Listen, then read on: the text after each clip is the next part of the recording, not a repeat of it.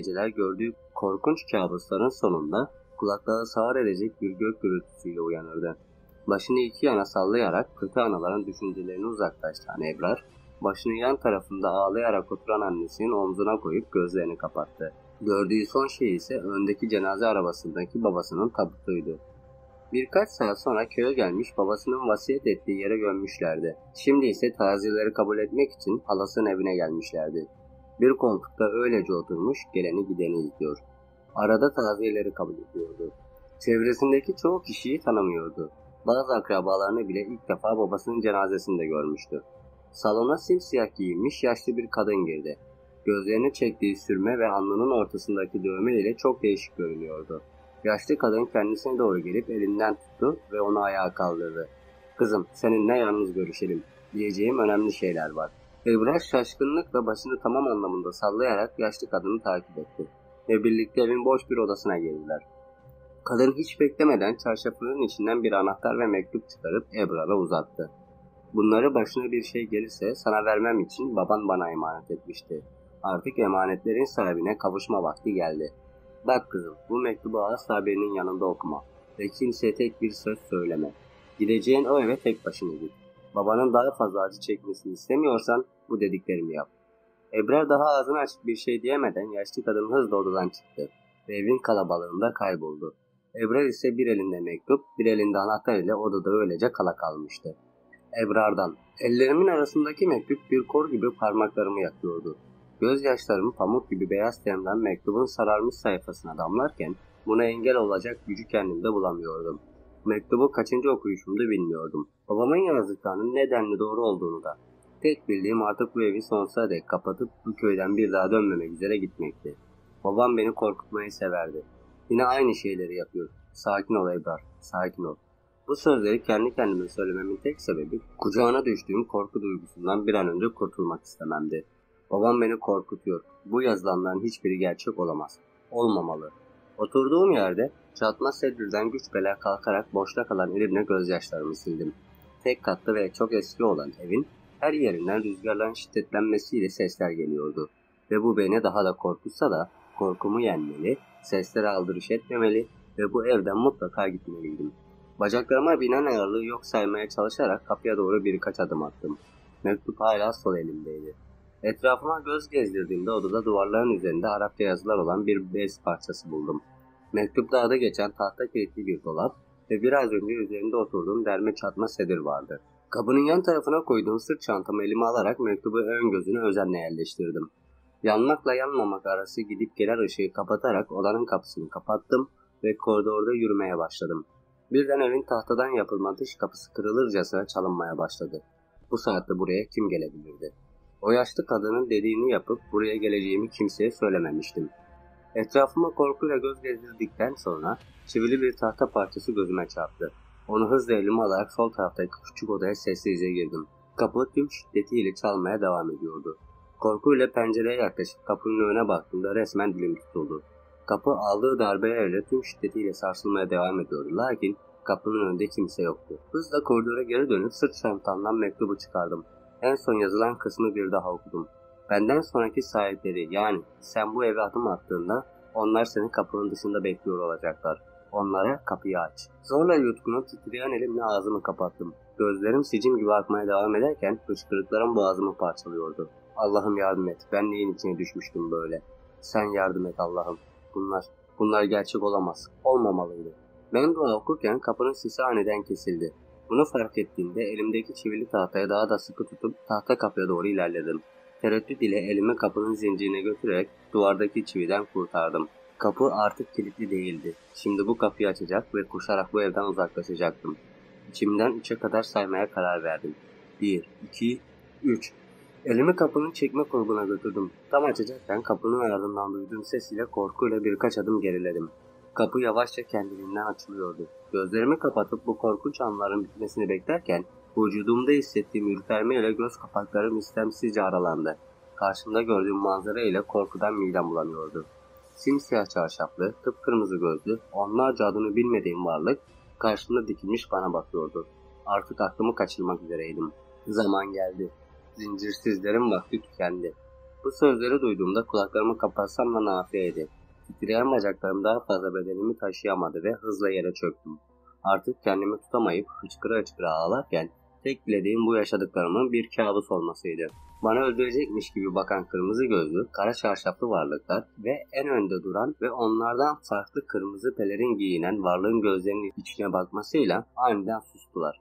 Ölümcül bir sessizlik evin her yerini sarıp sarmalarken en öndeki kırmızı pelerinli varlık birkaç adım atarak tam önümde durdu. Uzun tırnaklı, yara bere içindeki eliyle peçesinin bir ucundan tuttu, indirdi. Korkudan aklımı kaybetmek üzereydim. Kıpkırmızı gözlerinden kanlar yara bere içindeki yüzüne damlıyor, yüzündeki kurtçuklar da o kanları emiyorlardı. Gözlerini gözlerime kenetleyip kulaklarımı sağır edecek bir çığlık atmaya başladı. Yaşadığım şok ile yere yığıldım. Gerisi koskocaman bir karanlıktan ibaretti. Daha 25 yaşında olan Ebrar'ın hayatı artık eskisi gibi olmayacaktı. Kan damlayan elleriyle mektubu eline alan Zebran, yeni sahiplerinin bedenini kucaklayarak evden çıktı. Kabiledeki cinler Ebrar'a meraklı gözlerle bakarken Zebran çoktan esas yaşadıkları yere doğru yol almaya başlamıştı. Ebrar artık onların tutsak hükmü olacaktı. Karanlık beni içine çekiyordu. İliklerime kadar korkuyordum. Üşüyordum. Zebran karşımdaki heybetli duruşuyla beni sindirmeye çalışıyordu ve bunu başarıyordu. Kan kırmızısı gözleri gözlerimi bulduğunda vücudumu büyük bir ürperme sardı. Evime gitmek istiyordum. Annemin sıcak kollarına sığınmak istiyordum. Sanki anneme sarılır gibi yattığım yarısı küflenmiş yatakta kollarımı kendime sardım ve cenin pozisyonunu aldım. Babam beni hiç düşünmeden kendisiyle birlikte beni de bir ateşin içine atmıştı. İkimizi de yakmayı göze almıştı. Avuçlarımın arasındaki mektup kaderimi kanlı bir lanetli sil baştan yazıldığını tek kanıtıydı. Ve ben o lanetin içinde yitip gitmeye, yüz tutan tutsağın ta kendisiydim. Annem, kardeşim benden haber alamadıkları için perişan olmuşlardır. Ne olur bırak beni gideyim. Şu an yaptığım şeye inanamıyordum. Beni kaçıran bir cin ile konuşuyor, ona beni bırakması için yalvarıyordum. Kan kırmızısı gözlerinden kıvılcımlar saçarak bana birkaç adım yaklaştı. Şu ana kadar sadece gözlerini görebilmiştim. Yüzünü ve vücudunu kırmızı bir pelerin örtüyordu. Sen artık bizimsin Ebrar. Babanın sana bıraktığı mirastan bizlerden kurtulamazsın. Zamanı geldiğinde cinler aleminin en güçlü cinlerine hükmedeceksin. Bunları söylerken uzun tırnaklarının arasından kan damlayan, kemikleri etlerinin arasından gözüken, eliyle yanağımı okşamaya başladı. Tırnaklarımdan akan kan yüzüme yayılırken kokudan öyle midem bulanmıştı ki kusmamak için kendimi zor tutuyordum. Ne o? Midem mi bulandı? Yüzünü buruşturup ani bir cesaret ile gözlerinin içine baktım. Eğer beni şimdi bırakmazsan, sözümü tamamlayamadan o iğrenç elini boynuma dolayıp sıkmaya başladı. Gözlerindeki ateş beni her an yakabilecek güce sahipti. Ve bunu yapmak istediğini apaçık belli ediyordu. Bırak beni. Bir daha sakın beni tehdit etmeye kalkma. Sesindeki o korkunç tını bedenime işlerken vücuduma yayılan uyuşmayla her ne kadar dirensem de göz kapaklarım benden izinsiz kapandı ve kendimi karanlığın kollarına teslim ettim. Karanlığın içinde daha ne kadar karanlığa sürüklenebilirdim. Ellerimin arasından süzülüp bileklerime, oradan vücuduma dağılıyordu. Acı tüm benliğimi ele geçirirken vücudumu saran şeyin ne olduğunu anlamaya çalışıyordum. Gökyüzündeki dolunayın ışıkları bedenime hoyratça çarparken gözlerime ulaşan kızıllık nabzımı hızlandırıyordu. Kan. Bedenim kanın kızıllığına bürünürken çıplak ayaklarıma batan taşlar ürpermeme neden oluyordu. Kaçamazsın. Artık sonsuza kadar bizimsin. Duyduğum boğuk ve korkunç ses ile heykel gibi taş kesen ayaklarım yeniden harekete geçiyor ve koşmaya başlıyordum. Sokaklarını hiç bilmediğim ıssız ve o eski köyde peşimdekiler ile köşe kapmaca oynuyordum. Aslında gerçek şu ki onlar benimle kedinin fareyle oynadığı gibi oynuyorlardı. Gözlerimden benden izinsiz akmaya başlayan yaşlar bedenime hüküm süren kana değdiğinde yanaklarımda hissettiğim acıyla çığlık atmamak için dilimi ısırıyorum. Sessiz olmalıyım. Sessiz olmalıyım. Aklımdan sadece bu düşünceler geçiyor ve ben nefes almakta güçlük çekmeye başlasam da koşmaya devam ediyorum. Gökyüzü düştüğüm bu bataklık kadar zifiri. Etrafımı saran evlerin pencerelerinden gördüğüm korkunç gözlerin takibindeyim. Buradan kurtulmam lazım. Lanet olsun. Buradan kurtulmalıyım. Bir an duraklayıp sağ tarafımdaki yarısı çürümüş ahşap evin penceresinden bana öldürecekmiş gibi bakan o bir çift göz ile göz göze geldiğimde önümdeki yokuşu sonunda beni ne beklediğini bilmeden korkuyla çıkmaya başlıyorum. Ayaklarımın altındaki toprak bir alev gibi yanmaya başladığında o yokuşun sonunda nefes nefese karşımdaki o korkunç manzaraya inanamaz gözlerle bakmaya başlıyorum. Yüzlerce mezar, Yüzlerce ölü, yüzlerce ceset ve hepsi karşıma dikilmiş, gözlerimin içine bakmak ister gibi birbiriyle yarış halinde. İnanamaz gözlerle neler olduğunu anlamaya çalışırken arkamda duyduğum adım sesleriyle gözlerimi küfrederek sıkıca kapatıyorum. Zebran, Ebrar. Duyduğum ses ile inanılmaz bir halde arkama döndüğümde çürümüş bir ceset de olsa onu tanıyorum. Onu. Baba. Kızım. Ona doğru heyecan ve korkuyla attığım adımı Zebran kolumdan tutarak engelliyor. Her ne kadar ona karşı çıkmayı istesem de olmuyor.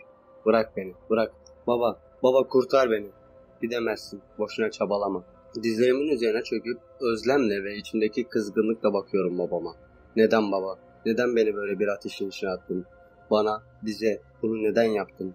Yüzünün yarısı yanmış, vücudu kapkara ve yer yer büyük yaralar açılmış. Bacaklarındaki kemikler gözüküyor ve o kemiklerin üzerinde yaraların içinde küçük böcekler geziniyor. Vücudunu saran kızgın demirler bedenine her değdiğinde yanmış et kokusu ve dumanlar etrafa yayılıyor. Burnuma gelen kokuyla midem bulanıyor ve midemde hiçbir şey olmamasına rağmen istifa etmeye başlıyorum. Kızım, ne olur kabul et ve cinlerimin hüddamı ol. Eğer kabul etmezsen bana her gün işkence çektirecekler. Her gün acı içinde mezarımda çığlıklar atacağım ve bunu bir tek sen duyacaksın. Kanının rengine bulanmış elbisem ile ağzımı silip babamın bembeyaz olmuş gözlerinin içine korku ve inanamaz gözleriyle baktım. Benden gerçekten bunu mu istiyordu?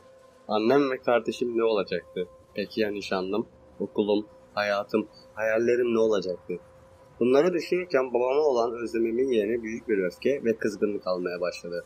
Sen bana tüm hayatını silat ve benim dediğim yoldan gitme diyorsun baba. Bunu bana nasıl yapabildin? Nasıl? Uzun boy ve simsiyah bedeniyle bir varlık ucunda ateş yanan kırmızı demir ile hiç düşünmeden babamın bedeninde yeni yaralar açmaya başladı. Babam çektiği acıdan feryat ederek bağırırken Zebran beni saçından sürükleyerek biraz daha babama yaklaştırdı. Demir çubuğu babamın çürümüş bedenine her soktuğunda sıçrayan kanlar yüzüme, bedenimin her yerine sıçramaya başlamıştı.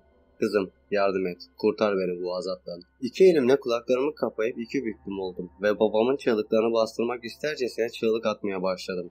İçimdeki acıyı atabilmem imkansızdı. Babamı karşımda işkence görürken onu kurtarabilecek tek kişi bendim ve vereceğim karar hayatımı kökünden değiştirecekti. Kulaklarımdaki çınlamayla babamın bağırışlarını uğultu haline almaya başladı. Başım dönüyor, midem bulanıyordu. Ama ayakta kalmaya çalışıyordum. Hatırladığım son şey ise Zebra'nın beni omuzlarımdan tutup zorla babama bakmamı istemesi ve babamın işkence görüp delik deşik olan bedeninin üzerine atılmasıydı. Sonrası mı? Koskoca bir karanlık, benim karanlığım. Gördüğüm kabustan çığlık atarak uyandım. Bedenim korkudan titriyor, her hücrem bu yaşadığım şeylerin bitmesi için bana yalvarıyordu. Allah'ım ne olur bana yardım et, kurtar beni ne olur. Dudaklarımdan bir fısıltı gibi çıkan duamın karşılığı olarak duyduğum kahkaha sesiyle başımı o yöne doğru çevirdim. Ay ışığı çatlak pencereden yerli yersiz vuruyor ve Zebra'nın kıpkırmızı gözleri gözlerime intikam okurcasına bakıyordu. Gitmek istiyorum. Ne olur bırak beni. Ne olur. Güçlü olmak istesem de olmuyordu. Yapamıyordum. Bedenimi bir korkak gibi sarıp sarmalamak istiyordum. Bana doğru birkaç adım attı ve kırmızı gözlerini gözlerimden ayırmadan o iğrenç elleriyle titreyen çenemi tutup kendine yaklaştırdı. Eğer kabul etmezsen her gece babana gözünün önünde işkenceler yapacağız. O hiçbir zaman kabrinde rahat uyuyamayacak. Bunu kabul ediyorsan sen bilirsin. Hemen şimdi gidebilirsin. Söylediklerinde ciddiydi. Eğer kabul etmezsen bugün yaşadığım o kabusu her gün görecektim. Peki ya kabul edersem? O zaman da benim hayatım bir işkenceden farklı olmayacak mıydı? Ne yapacağımı düşünürken aklıma gelen bir fikir ile kaçırdığım gözlerimi yeniden Zebra'nın gözlerine çevirdim. Kabul etmem için sadece tek bir şartım var. Normal hayatıma devam edeceğim ve sadece geceleri sizinle olacağım. Söyledikten sonra elimi çenemden çekip arkasına döndü. Ne karar vereceğini düşünürken nereden çıktığını anlamadığım cüce cinler beni kollarımdan ve bacaklarımdan tutup beni zorla yatağa geri yatırdılar. Onlardan kurtulmak isterken Zebran hızla yanıma gelip o iğrenç elini göğsüme bastırarak bir şeyler okumaya başladı. El-Hakim Burhani Kavim Mual. El-Hakim Burhani Kavim Mual. El-Hakim Burhani Kavim Mual. Bu okudukça ruhum bir arafın içine sıkışmaya başladı. Nefes alamadıkça çıkan hırıltılarım kulaklarımı yırtıyordu. Gözüm kararmaya başladığında sonumun geldiğini ve öleceğimi düşündüm. Bu düşünce kanımın çekilmesine sebep oluyorken aldığım son nefesin ardından bilincimi yitirdim. Bir defa elim kolum bağlı sürgün edildiğim karanlık beni nereye götürecekti bilmiyordum. Gözlerimi araladığımda bu yaşadıklarımın kabus olmasını diledim ama değildi. Kalbimin atışı, kanımın damarlarından dolanışı, nefes alışverişim kadar gerçekti. Yattığım mezarın etrafında onlarca cüceciğim vardı ve intikama susamışçasına kıpkırmızı aç gözlerle bana bakıyorlardı. Toprağın rutubetli kokusu ciğerlerime işlerken soğuğunun bedenime işlemesini bekledim ama olmadı. O soğukluğun yerinde anlamlandıramadığım bir sıcaklık vardı. Bir şeyin üzerinde yatıyordum ama ne olduğunu hissedemiyordum. Başım deli gibi ağrıyor, ciğerlerime dolan iğrenç koku midemin bulanmasına neden oluyordu. Birden vücudumun yanlarından iki çürümüş kol bedenime sımsıkı sarılıp beni kendine daha da çok çekmeye başladı. Çırpınıyordum, bağırıyordum, feryatlar ediyordum ama kimse beni duymuyordu. Kimse yardıma gelmiyordu. Gece sanki beni kucağına almış, kulağıma ninni diye kabuslar fısıldıyordu. Başımı korkuyla arkama döndüğümde gördüğüm manzarayla aklımı kaybedecek hale geldim. Bu kadarı benim için gerçekten fazlaydı. Korku damarlarımdaki kandan daha hızlı bedenime yayılıyor, aklım ısrarla bunların gerçek olmadığını söylüyordu. Şu an babamın mezarının içinde, onun cesedinin üzerinde yatıyordum ve babamın bedenimi çürümeye yüz tutmuş kollarıyla sarmış sımsıkı tutuyordu. Allah'ım ne olur bu yaşadıklarım bir kabus olsun. Ne olur kurtarın beni buradan. İmdat! Ben çığlık attıkça cücecinler kolumdan aldıkları lezzet ile daha da iştahla bana bakıyor, intikam alacakları anın hayalini kurarak zamanın gelmesini bekliyorlardı. Bedenim babamın cesedine her değdiğinde korkudan buz kesiyordum. Çığlıklarım hıçkırıklara dönüşüyor, keskin bir acı boğazımı kesip nefessiz bırakıyordu. Vücudum her çırpınışında biraz daha yoruluyorken, sonunda mecalim kalmamış bir halde kendimi babamın cesedinin üzerine korku ve çaresizlik ile bıraktım. Lakin onun kolları hala bir beton gibi sertti ve beni sıkıca tutmaya devam ediyordu. Ve işte o an kırmızı peleriniyle aynı rengi taşıyan ateş saçan gözleriyle Zebran ayak ucuma dikilip bana baktığını gördüm. Gözlerindeki alaycı bakışlar beni korkutuyordu. Daha ne yapabilir diye düşünüyorken duyduğum kelimeler ile boğazımda büyüyen yumru yerini sönmeyen bir kora bıraktı. Hazır mısın evlat? Asıl her şey şimdi daha yeni başlıyor. Gecenin gündüzle kavuşması kadar gerçekti yaşadıklarım. O iğrenç ellerini yüzümde hissetmek midemi bulandırıyordu. Fısıltıyla okuduğu kelimeler ruhumu sıkıştırıyordu. Boğazımda hissettiğim acıyla derin bir nefes almak istedim ama ciğerlerimde hissettiğim yanma hissi ve acıyla bu gitgide güç bir hal almaya başlamıştı. El Hekim Urhanlı Kanlı Muay. Duraklayıp diğer elimi göğsünde kalbimin üzerine yerleştirdi. Korkuyordum. Hem de deli gibi korkuyordum. Ama bu Zebran yüzünden değil, bana yaşatacağı şeyler yüzündendi. Babamın gerçek yüzünü öğrenmiş olmam yetmezmiş gibi bana bıraktığı mirasın dehşetini üzerimden atamamıştım. Bir karar vermem gerekiyordu. Ve ben aklım ve kalbim arasında sıkışıp kalmıştım. Kurseyül, Yumanet, Sihta. Elini kalbimden başlayıp tüm vücudumda gezdirmeye başladığında beni iyi şeylerin beklemediğini anlamıştım. Uzun tırnaklı parmaklarının değdiği her yere sanki milyonlarca iğne batıyordu. Dişlerimi sıkıp acıya dayanmaya çalışsam da gözyaşlarıma engel olamıyordum. Alnımdan akan ter boynuma ve saçlarıma karışırken istemesem de yavaş yavaş onun etkisi altına giriyordum. Hüllenzi, Kermanihun. Birden kulak zarlarımı patlatabilecek güçlükte bir çınlamayla kulaklarım acımaya başladı. Buna dayanacak gücüm kalmamıştı. Tüm vücudumu gezen parmakları en sonunda iki kaşımın ortasında durdu ve söylediği son sözleriyle gözlerim de ruhum gibi onun ellerine teslim oldu. Cehennevül mültezinin tehramülkin. Gözlerimi araladığımda bu yaşadıklarımın kabus olmasını diledim ama değildi. Kalbimin atışı, kanımın damarlarında dolanışı, nefes alışverişim kadar gerçekti. Gözlerine yalvarırcasına baktım. Daha fazlasını yaşamaya ne gücüm ne de takatim kalmıştı. Bedenimin her zerresini kontrol edemediğim bir şekilde titriyordu. Zebran, ne olur bırak beni. Sana yalvarıyorum. Dayanamıyorum artık. Yalvarışların bu acizliğin hiç sana yakışmıyor Ebrar. Baban kadar cesaretli olmanı beklerdim. O senden daha ağır şeyler yaşadı. İşkenceler gördü. Birlikte birçok savaşa katıldık. Her savaşta ayrı başarılar oldu. Seninle babanın kız olduğunu düşünmüştüm ama yanılmışım. Beni büyük hayal kırıklığına uğrattın. Ne savaşından, ne işkencesinden bahsediyorsun? Babamın bize gösterdiği yüzünün aksine bambaşka biri miydi? Korkularıma rağmen bunun gibi birçok soru aklımı işgal ediyordu. Bu soruların hepsinin cevabını benden, Ebrar ve sadece tek bir şartı kabul edersen cevaplarını öğrenebileceksin. Ve sen o şartın ne olduğunu artık biliyorsun. Biliyordum, beni istiyordun. Evet, seni istiyorum. Hem de her şeyiyle. Sen aklımdan geçenlerin ama nasıl? Beni fazla hafif alıyorsun Ebrar. Bu daha hiçbir şey. Babamın cesedinden çıkan böcekler üzerimde dolaşmaya ve vücudumda yaralar açmaya başladıklarında Gözlerim irice açıldı ve gözyaşlarım kan ile kaplı yüzümdeki ince bir çizgi halinde akmaya başladı. O böceklerden daha çok kana susamış cüce cinlerin var senin. Ve babanın tadına bakmak için sabırsızlanıyorlar Ebrar. Artık bir karar vermen gerekiyor. Ya hüddamımız olacaksın ya da bu gece sana işkencelerin en acısını yaşatacağım. Böcekler vücudunda küçük yaralar açmaya başlarken gözlerim korkuyla mezarlığı çepeçevre saran cüce cinlerin gözlerinde gezin ve hepsinin gözlerinde aynı ifadeyi gördüm. Zebra izin verdiği an babama ve bana işkence çektirecek olmanın sabırsızlığıyla bakıyorlardı. Zaman geçiyordu, durmuyordu. Ve işkence dolu anlarım bana adım adım yaklaşıyordu. Nişanlımı düşündüm. Annemi, kardeşimi, onlarsız bir hayatı nasıl yapabilirdim? Peki ya okulum? Küçüklüğümden itibaren tek hayalim balerin olabilmekti. Bunun için neredeyse bebekliğimden itibaren özel dersler almıştım. Türkiye'nin en iyi okullarından birine sınavı geçip kabul edilmiştim.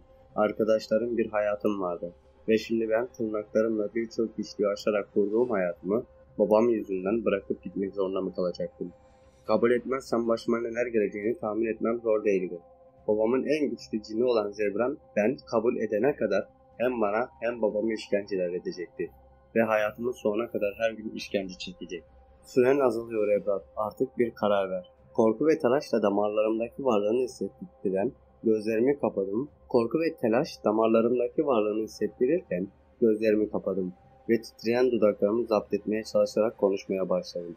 Ve tam kararımı söyleyeceğim. Ensesini sık tutan babamın kollarının aniden yere düşmesiyle çığlık atarak yerimde doğruldum.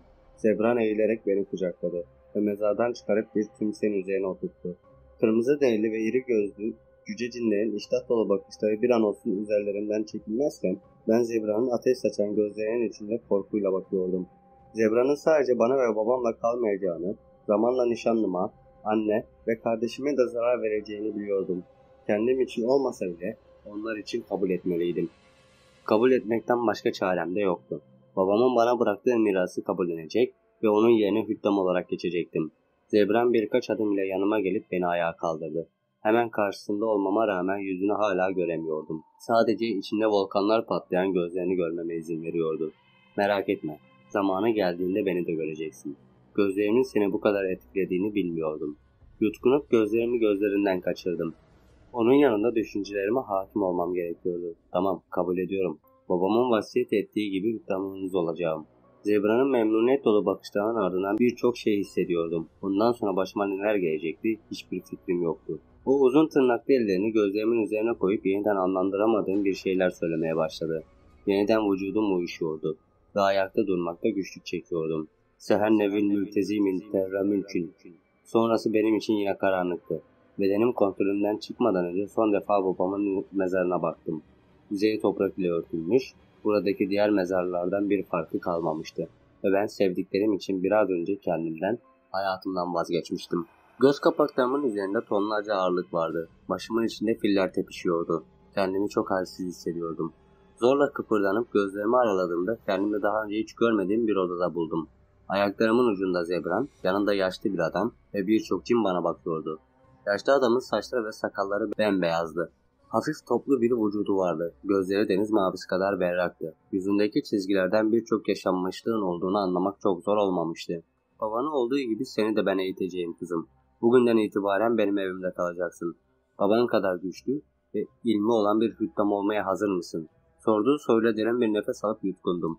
Hiçbir şey söyleyemiyordum. Sadece başımı aşağı yukarı sallayarak yetindim. Ve benim için yeni hayatımın ilk anları başlamış olmuştu. Son zamanlarda gerçekten enerjim çok düşük ve saçma sapan kabuslar görmeye, paranormal olaylar ve buna benzer şeyler yaşamaya başlamıştım. Bir süre bu konulara ve yazmaya ara verip kafamı toparlamam gerekiyordu. Geçmişte de ciddi bir şeyler yaşadığım için dikkatli olmaya çalışıyordum. Kendimi her ne kadar korumaya alıp yatsam da bazen etkisi olmuyor. Bazı kararlar verirsiniz ve verdiğiniz o kararların geri dönüşü olmaz. Bazı kararlar verirsiniz ve o kararların kaderinizin ta kendisi oluverir. İşte ben de kaderimi yeniden yazacak ve o kararı vermiştim. Canım yanıyordu, kalbim acıyordu. Geleceğimden, okulumdan, nişanlımdan, ailemden vazgeçiyordum. Ama bunu yapmak zorundaydım. Yaşarken benim için mucizeler kadar mükemmel olan babam, öldüğünde gerçek yüzünü göstermiş ve beni hiç istemediğim o hayata mecbur bırakmıştı.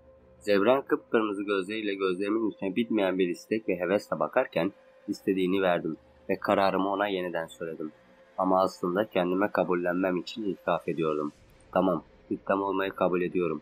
Ne derseniz yapacağım ve babam ile Zebran'a boyun eğdim. Kalbim acıyordu. Aklım karma karışıktı. Artık beni nelerin beklediğini bilmiyordum. Zebran birkaç adımda yanıma gelip o iğrenç eliyle yüzümü okşayıp parmaklarıyla çenemi kavrayıp başımı havaya kaldırdı. Bu kararı verdiğine pişman olmayacaksın Ebrar. Sesindeki keyif beni öfkelendirse de sakin kalmaya çalıştım. Ona istediğini vermeyecektim. Beni bu kararı almaya mecbur eden sensin Zebran. Kararım farklı olsaydı da pişman olacaktım. Gözlerinde gördüğüm kıvılcımlar ile yüzümü parmaklarından kurtarıp bir adım geriledim. Onunla bu kadar yakın olmak midemi bulandırıyordu. Artık annemin ve kardeşimin yanına gitmek istiyorum. Benden bu kadar sıkılmana çok üzüldüm. Birlikte biraz daha vakit geçirebilirdik. Lütfen beni annemin yanına götür hemen. Üzerine basa basa söylediğim kelimeler ile iğrenç sesiyle kahkaha atan Ebrar bana bir adım yaklaştı ve kolumdan sertçe tutup yürütmeye başladı. Birlikte bu köhne evden çıkıp köye benzeyen bu yerin sokaklarında yürümeye başladık. Evler benim kaldığım ev gibi köhneydi. 2 katlı olanlar gözüme daha korkunç geliyordu. Arada camların arkasında silüetler görüyordum. Aslında korkmam gerekiyordu ama içimde anlandıramadığım bir cesaret ve güç vardı. Babamın bana bıraktığı bu lanet dolu miras çoktan damarlarımdan kanıma işlemeye başlamıştı. Ve zamanla bir zehir gibi tüm hücrelerimi, ruhumu, benliğimi ele geçirecekti. Peki o zaman ben eskisi gibi olabilecek miydim? Çıplak ayaklarımla yürüdüğüm taşlı yollar gerçekler kadar canımı yaksa da aldırmadım. Geceyi aydınlatan dolunayın ışığıyla önüme zar zor seçiyordum. Evlerin pencerelerindeki gizemli bakışlar ruhumu gözetliyordu. Birlikte bir yokuşu tırmanmaya başladığımızda tepenin sonunda tek bir ağaç vardı ve dolunayın ışığıyla çok gizemli ve korkutucu gözüküyordu. O ağaca doğru adım adım yaklaştığımızda ağacın göründüğünün aksine daha büyük ve görkemli olduğunu gördüm. Buraya neden geldik? Ailenin yanına gitmek istemiyor muydun? Evet ama aklımdan geçenleri biliyorum Ebrar. Seninle bir anlaşma yaptık ve ben o anlaşmaya uyup seni ailene götüreceğim. Ama sen anlaşmaya uymazsan veya vazgeçersen ilk önce senin değil, sevdiklerinin canını yakarım ve sen hiçbir şey yapamazsın. Sesindeki tehdit korkudan kanımı dondururken aslında ikimiz de bunu asla yapmayacağımı çok iyi biliyordu. Gözlerim benden izinsiz pelerini ile kaplı gizemli vücudunu tararken çok saçma olmasına ve beni ilgilendirmemesine rağmen bir an yüzünü çok merak ettim. Sonra aklımdan bu saçma düşünceyi kovmaya çalıştım ama olmadı. Yüzümü çok mu merak ediyorsun? Pek görmek isteyeceğini sanmıyorum. Ama istersen zevkle gösteririm. Allah kahretsin. Bu düşüncelerimi okuyabiliyordu. Bunu nasıl unuttum diye düşünürken Zebran kalın ve tok sesle bir kahkaha attı ve bana doğru yaklaştı. Kemikleri gözüken parmaklarının arasından çıkan kurtçuklar bedenimi istila ederken o buna alışkınmış gibi hiçbir şey yapmadı. Parmakları yüzüme dokunduğunda hissettiğim sıcaklık ile acıyla kendimi geri çektim ve başımı ters yöne döndürdüm.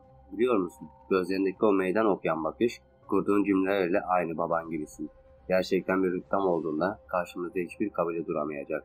Kabilem bu alemin en güçlülerinden biriyken sen de bizim hükmümüz olacaksın. Peki ya sonra Zebran? Sonra ne olacak? Hükmüm olduktan sonra ne değişecek? Sorumun ardından ateş saçan gözlerinde gördüğüm kıvılcımlar hiç hoşuma gitmemişti. Sanki benden sakladığı şeyler, söylemediği planlar vardı. Bunu er ya da geç öğrenecektim ama ya o zaman her şey çok geç olursa? Artık eve gitmenin zamanı geldi Ebrar. Dediklerimi sakın unutma. Eğer bize ihanet edersen, eğer sözünde durmazsan baban ve sen değil, tüm sevdiklerin asırlar boyu büyük bir lanetin içinde debelenip acı çeker. Başımı tamam anlamında salladıktan sonra Zebra'nın dediği gibi gözlerimi kapattım. Elimi gözlerimin üzerine koyarak dua gibi bir şeyler okumaya başladı. O okudukça vücudum uyuşuyor, beynimin içi zonkluyordu. El-Hekkil Murselintina, Kürsiyün Menki Belhül. Bedenime gitgide uyuşurken gözlerim istemsizce kapandı ve bedenin Zebra'nın kollarının arasında yığılıp kaldı. Gerisini hatırlamıyordum. Kızım, anneciğim aç gözlerini. Ebrar beni duyuyor musun? Başımdaki şiddetli ağrıya rağmen gözlerimi güçlükle de olsa açabilmiştim. Uyandım annem. Şükürler olsun, iyi misin? Kuzum, duyuyor musun beni? Annem bana sarılıp ağlarken derin bir nefes aldım. Ciğerlerim aldığım nefes ile patlayacakmış gibi acırken gözümden akan bir damla yaşı silen annem alnıma şefkat dolu bir öpücük kondurdu. Mevsim. Anne ben Ebrar'ı alayım artık, eve geçelim. Hava çok soğuk. Daha fazla üşümeyin. Murat. Geldim aşkım, buradayım. Yanındayım. Murat beni annemin kollarından alıp kucaklarken nerede olduğumu anlamaya çalışmıştım. Gözlerim gecenin karanlığına alışamasa da ay ışığının ve çevremizdeki insanların tuttuğu ışıklarıyla mezarlıkta olduğumuzu anladım. Zebran beni babamın mezarına bırakmıştı. Başımı Murat'ın göğsüne yaslayıp gözlerimi kapattım. Babamdan sonra huzur bulduğum, kendimi her koşulda güvende hissettiğim yerdeydim. Artık hiç kimseden, hiçbir şeyden korkmuyordum. Beni arabanın arka koltuğuna yatıran Murat, şoför koltuğuna oturup arabaya çalıştırırken annem de yanıma binip başımı dizlerine koydu. Gözlerimi huzurla kapayıp annemin dokunuşlarıyla huzurlu bir nefes aldım. Geçmişti. Artık bir daha o kabus gibi anılar yaşamayacaktım. Ya da ben öyle zannediyordum. Murat arabayı çalıştırıp eve doğru sürerken kötü şeyleri aklımdan kovmaya çalıştım. Ne Zebra'na verdiğim söz ne de yaşadığım işkenceyi düşünmek istemiyordum. Tek istediğim ailemin yanında güvenli bir uyku çekmekti. Gözlerimi kapattıktan sonra yeniden uykuya daldım. Murat'ın beni yeniden kollarına alışıyla uyandığımda kendimi daha iyi hissediyordum. Kendim yürüyebileceğimi söylesem de beni kucağından indirmedi. Birlikte eve girdiğimizde beni meraklı kalabalığın arasından geçirip boş bir odaya götürdü ve yatağa yatırdı. Kardeşim ağlayarak yanıma gelip bana sımsıkı sarılırken ben de ona sarılıp kokusunu içime çektim. Onu şu kısacık anda bile o kadar çok özlemiştim ki. Abla, sana bir şey olacak diye çok korktum. İyi misin? Hastaneye gidelim mi? İyiyim bir tanem, ağlama. Korkacak bir şey yok. Yavrum, ablana izin ver de dinlensin. Kızım istersen önce bir yıkan, temizlen, sonra bir şeyler ye ve uyu. Tamam annem. Annemin ve kardeşimin yardımıyla banyoya giderken Murat evdeki bütün meraklı gözlere gitmeleri için uyarmıştı. Yıkanıp üzerimi giydim. Annem saçlarımı kurularken halamın getirdiği tarhana çorbasından birkaç yudum içtim. Ellerine sağlık alacağım. Yavrum, o tabağı bitir. Kaç saattir aç acınasın. Hala midem almıyor. Zorlama kızı hanım. O sonra da yer. Hadi biz çıkalım da dinlensin artık. Ben izninizle onun yanında kalabilir miyim? Murat'ın sorusuyla eniştem her ne kadar sinirlense de nişanlım olduğu için bir şey diyemiyordu. Annem dizlerimin üzerindeki tepsiyi alırken son bir kaşık çorbayı zorla içirdi. Nöbetleşe yanında dururuz artık oğlum. Bak şurada ağrı kesici var. Çok ağrısı olursa verirsin. Herkes odadan çıktıktan sonra Murat kapıyı kapatıp yanıma gelip uzandı. Beni göğsüne çekip saçlarımı koklayarak öperken yüzüme damlayan yaş ile şaşkınlıkla ona baktım. Ağlıyordu. Sana bir şey oldu diye çok korktum. Seni bir daha göremeyeceğim diye. Ne olursa olsun sen benim bu dünyadaki en değerlimsin. Ne olur bir daha bir yere giderken bana haber ver. Babanın vefatı seni çok sarstı. Kalabalıktan bunaldım ve yalnız kalmak istedim biliyorum. Ama çok korktum. Yaşadıklarımı bilse, verdiğim sözü, yaşayacaklarımı, yine de beni bu kadar sever miydi? Yine de yanımda olur muydu? Bu soruyla kalbime bir taş oturmuştu sanki. Murat benim için öyle değerliydi ki, onu o kadar çok seviyordum ki, bir gün gerçekleri öğrenirse beni bırakıp gidecek olma ihtimali canımı çok yakıyordu. Seni çok seviyorum Murat. Ne olursa olsun beni sakın bırakma. Ne olur bırakma. Başım göğsümde, bedenim kollarının arasında, kokusunu burnumda, gözlerimi kapadım korkmadan. Güvenle derin bir uykuya daldım. Bir çift kızıl gözün beni izlediğinden habersizdim. Ve o gözler felaketim olmaya yemin içmişlerdi. Bugün babam vefat edeli tam 2 hafta olmuştu. Annemler ile babamın yedisini verdikten sonra evimize dönmüştük. Hatta kardeşim ile birlikte okula gitmeye bile başlamıştık. Evde babamın yokluğunu iliklerime kadar hissederken hayatta kaldığım yerden devam edebilmek çok zordu. Bir yanım onu çok özlüyordu ama diğer yanım. Eve geldiğimiz ilk gün kardeşime odalarımızı birleştirmeye teklif etmiştim. Ve evin büyük bir odasına taşınmış, birlikte kalmaya başlamıştık. Köyde yaşadıklarımdan sonra tek başıma kalmaya cesaret edememiştim. Geceleri korkuyla uyusam da kötü bir şey yaşamadım. Kabus dahi görmüyordum. Fırtına öncesi sessizliği yaşıyordum sanki. Bu düşüncelerle daldığım uykumdan telefonumun alarmıyla uyandım. Her ne kadar kalkmak istemesem de bugün gitmem gereken çok önemli derslerim vardı. Yatağımdan doğrulup yorganı üzerimden attım.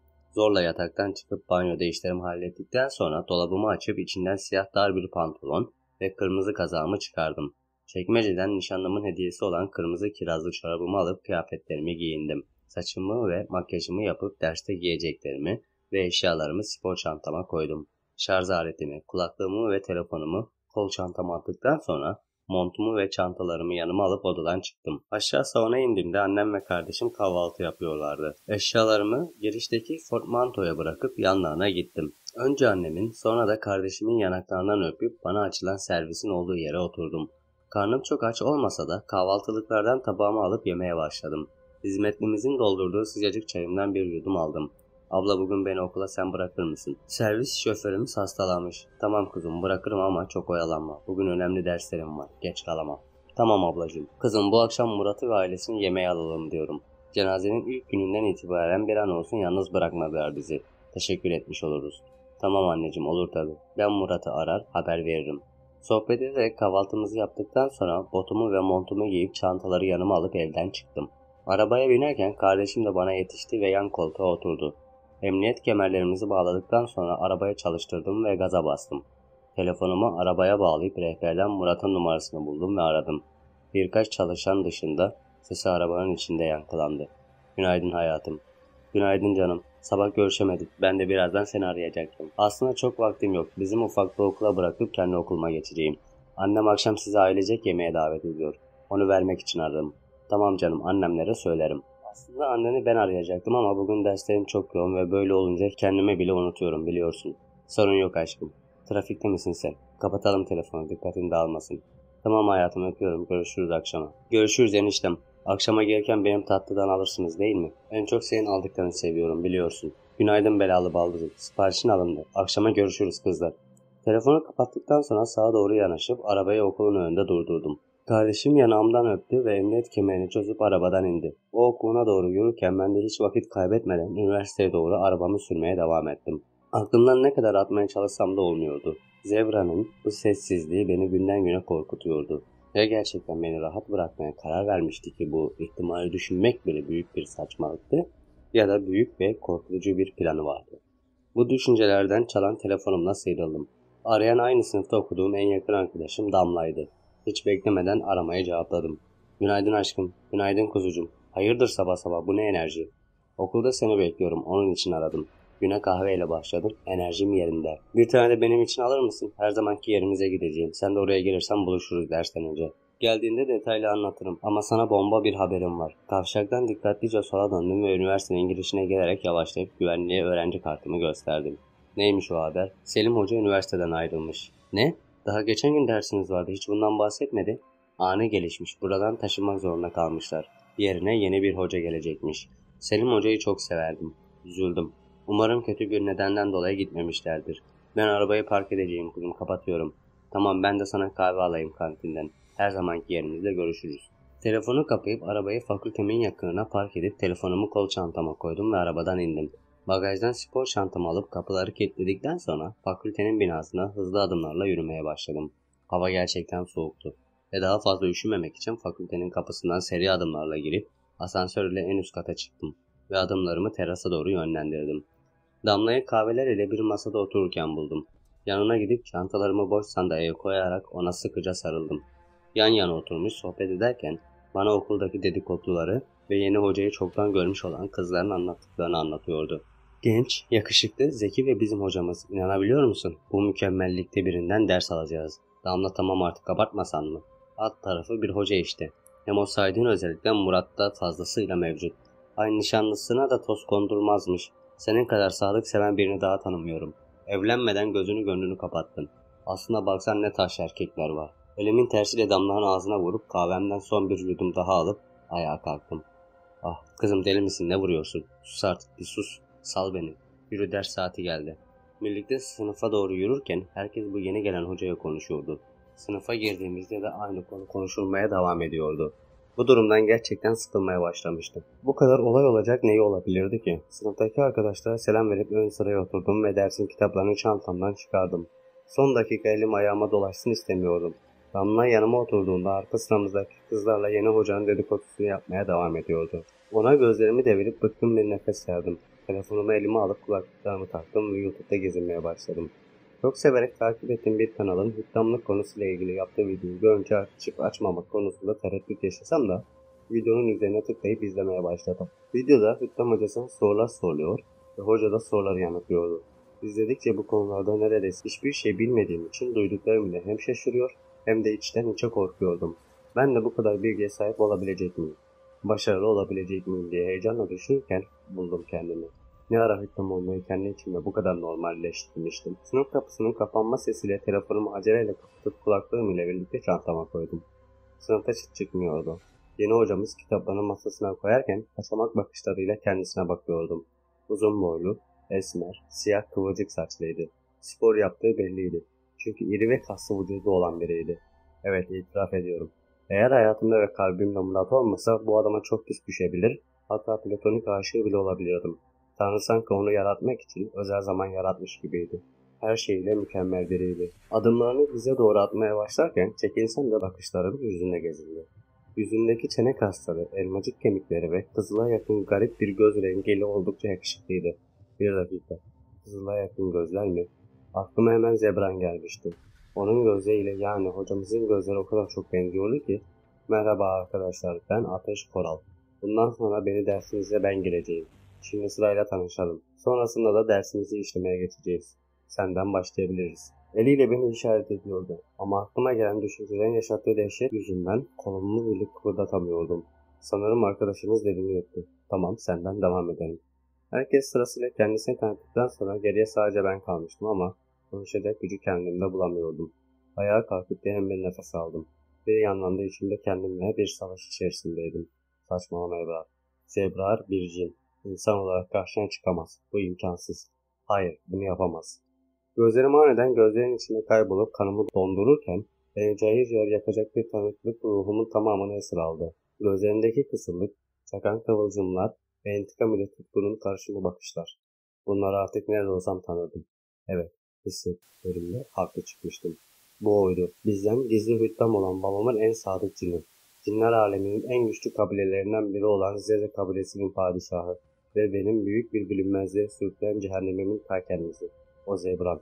Ve şimdi gözlerindeki şeytanı parıltılar ile hiçbir şey yokmuş gibi bana bakıyor ve o bakışlar fısıldıyor ruhuma. Oyun başlıyor. Hayat kimi zaman bir çocukmuşuz gibi oynar bizimle ve biz de tüm masumluğumuz ile kanarız oyunlarla. Zebran da işte benimle sanki onun kasıymışım gibi oynamaya başladı. Ve ne acı ki iplerim artık onun elindeydi. O ne isterse yapıyordum. Bunu yapmak zorundaydım. Bir daha o köyde yaşadıklarımı yaşayamazdım. Hocamız olduğu andan itibaren okulda her gün kendimi diken üstünde hissediyordum. Tüm gün o ateş saçan gözleri gözlerimden ayrılmıyordu. Bunu kimsenin fark etmemesi için her gün dualar ediyordum. Eğer ki insanlar bunu fark eder ve Murat'ın kulağına giderse, o zaman hiç de iyi şeyler olmazdı. Murat'ı Zebran'dan asla koruyamazdım. Buna gücüm yetmezdi. Aklımdaki düşünceler Damla'nın bana seslenmesiyle son bulurken, kendimi sınıfımdaki aynanın önünde gözlerimin içine bakarken buldum. Bu durumumu nasıl açıklayacağım konusunda hiçbir fikrim yoktu. Ebrar, canım iyi misin? Kaç defa oldu sana sesleniyorum. Silkelenip kendime geldim ve ona doğru dönüp gülümsemeye çalıştım. İyiyim kızım, dalmışım öyle. Hoca gelecek birazdan. Isınıp hareketlere çalışalım. Tamam canım. Pelin Hoca gelmeden önce diğer sınıf arkadaşlarımıza katılarak ısınmaya ve önündeki derste gördüğümüz hareketleri çalışmaya başladık. Hareketleri yaparken bile gözlerimin önünden o ateş saçan gözleri bir an olsun gitmiyordu. Biliyordum. Bu gözler benim en büyük felaketim olacaktı. Beni çıkmaz sokaklara sürükleyip çaresizliğe mahkum edecekti. Birden ne olduğunu anlamadan Bat Mehmet Dentu hareketini yaparken dengemi kaybettim ve bileğimi burkarak acıyla yere düştüm. Damla başta olmak üzere diğer sınıf arkadaşlarım yanıma gelip benim için bir şeyler yapmaya çalıştılar da acı içinde kıvranmaya devam ediyordum. Bileğim çok kötü zonkluyordu. Ne oluyor orada? Pelin Hoca'nın sesiyle bakışlarımı acıyla ona döndürdüğümde Zebra'nın da Pelin Hoca'nın yanında olduğunu gördüm. Ebrar iyi misin? Ne oldu böyle? Isınma yaptıktan sonra geçen ders öğrendiğimiz harekete çalışıyordum hocam ve dengemi kaybedip yere düştüm. Pelin Hoca yavaşça sağ ayağımın bileğini eline alıp incelerken acıyla inledim. Buz koyulması ve acilen tedavi edilmesi gerek. Üniversitenin doktoruna götürelim seni. Tamam hocam, kucağıma alırım. Arkadaşım Burak tam beni kucağına alacakken Zebran ondan önce davrandı ve beni kucağına aldı. Siz dersinizi bölmeyin çocuklar. Arkadaşınız ile ben ilgilenirim. Hocam ben geleyim. Gerek yok Damla. Bana arkadaşın çantasını vermen yeterli. Onu doktora ben götürürüm. Sen dersini kaçırma. Peki hocam ama beni haberdar edin olur mu? Damla'nın üzgün ve endişeli gözlerine bakıp başımı tamam anlamında salladım. Çantamı Zebran'a verdikten sonra onun kucağına sınıftan çıkıp dersliklerin olduğu koridorda ilerlemeye başladık. Kokusunu içine çektiğim her saniye ciğerlerim küle dönüyordu. Ona bu kadar yakın olmak hiç de iyi bir şey değildi. Neden öyle bakıyorsun? Yoksa benden etkilenmeye mi başladın? Zebra'nın sözleriyle kendimi rahatsız hissedip gözlerini gözlerimden ayırıp başka yöne bakmaya başladım. Bileğimin acısı her geçen saniye katlanarak artarken dudaklarımdan acıyla küçük bir inleme uçtu. Ah sensin. Beni daha da tahrik ediyorsun Ebrar. Sözleriyle utanırken bedenindeki sıcaklığı fark etmemem mümkün değildi. Beni yakacak kadar olmasa da ısırıp bile atmaya başlamıştı. İçten içe beni canlı canlıya yakmaya mı çalışıyorsun? Bu mu yani yeni planın?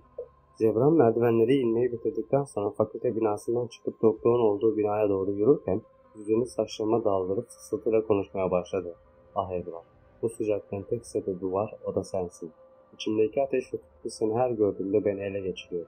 Ve ben buna karşı koyamıyorum. Sözlerinin ardından daha ben bir şey demeden beni doktorun olduğu odaya götürüp ona olanları anlattı. Doktor Betül Hanım bileğimi dikkatlenirken çektikten sonra incindiğini söyledi. Ve bir hafta rapor ve ilaç yazdıktan sonra bileğimi ilaçlayıp bandajladı. Zebran ile aynı şekilde odadan çıkarken zorlandığım için istemesem de kollarımı boynuna dolamak zorunda kaldım. Bu yakınlık hiç hoşuma gitmiyordu ama mecburdum. Fakültenin otoparkına gidip bir arabayı ustalıkla açarak beni arka koltuğa yerleştirdi ve şoför koltuğuna geçerek düz kontak ile arabayı çalıştırdı. Tam da ondan beklediğim bir hareket yapıp arabayı çalmıştı. Aramızda büyük bir sözleşme varmış gibi ikimiz de susuyorduk. Ta ki ben konuşana kadar. Sana yolu tarif edeyim. Yolu biliyorum Ebrar. Baban yıllarca yutlandığımızı yaptı ve siz fark etmeseniz de birçok kez evinize geldim. Hatta kaldığım zamanlar da oldu. Odana gelip sana uyurken seni izliyordum. Ne? Yani seni, hayatını tahmininden de önce tanıyorum. Bu sözlerin ardından arabayı park edip eczaneye ilaçlar almaya gitti.